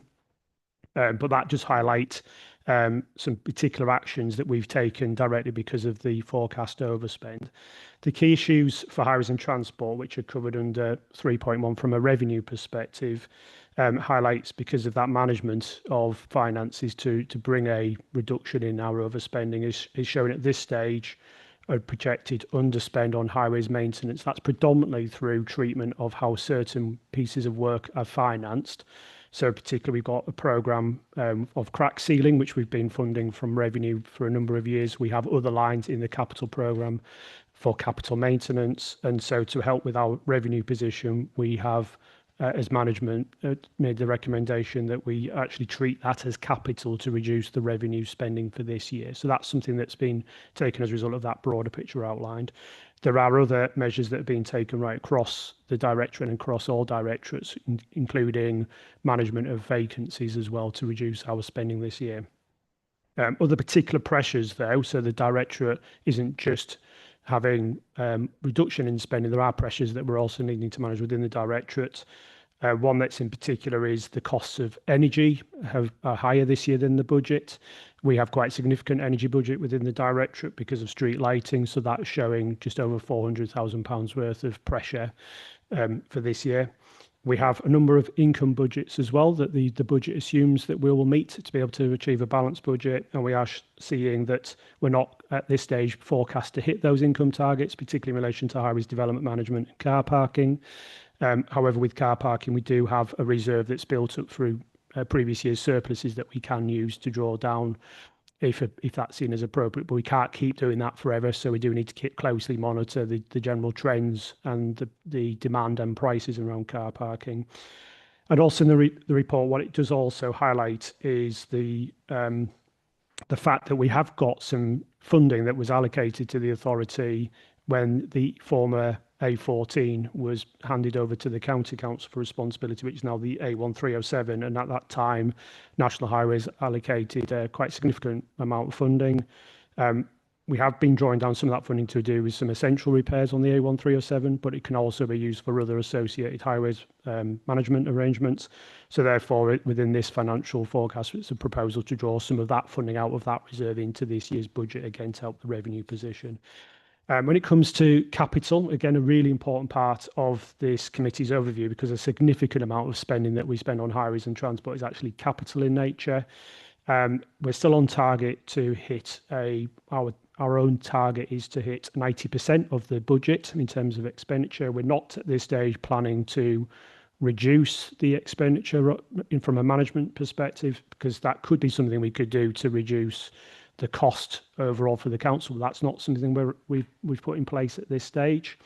There are detailed schemes, and to assist with the committee, the late appendix, which is information, is further information, which is less about the financial position, but just to give assurance around the capital monitoring in terms of delivery. And you can see that on the actual version that was circulated, it is printed as well for members to see. The vast majority of the schemes are on track, but we do have two particular areas which are highlighted as risk, because we've got issues around being able to get control of the required land to be able to enable those schemes to go forward.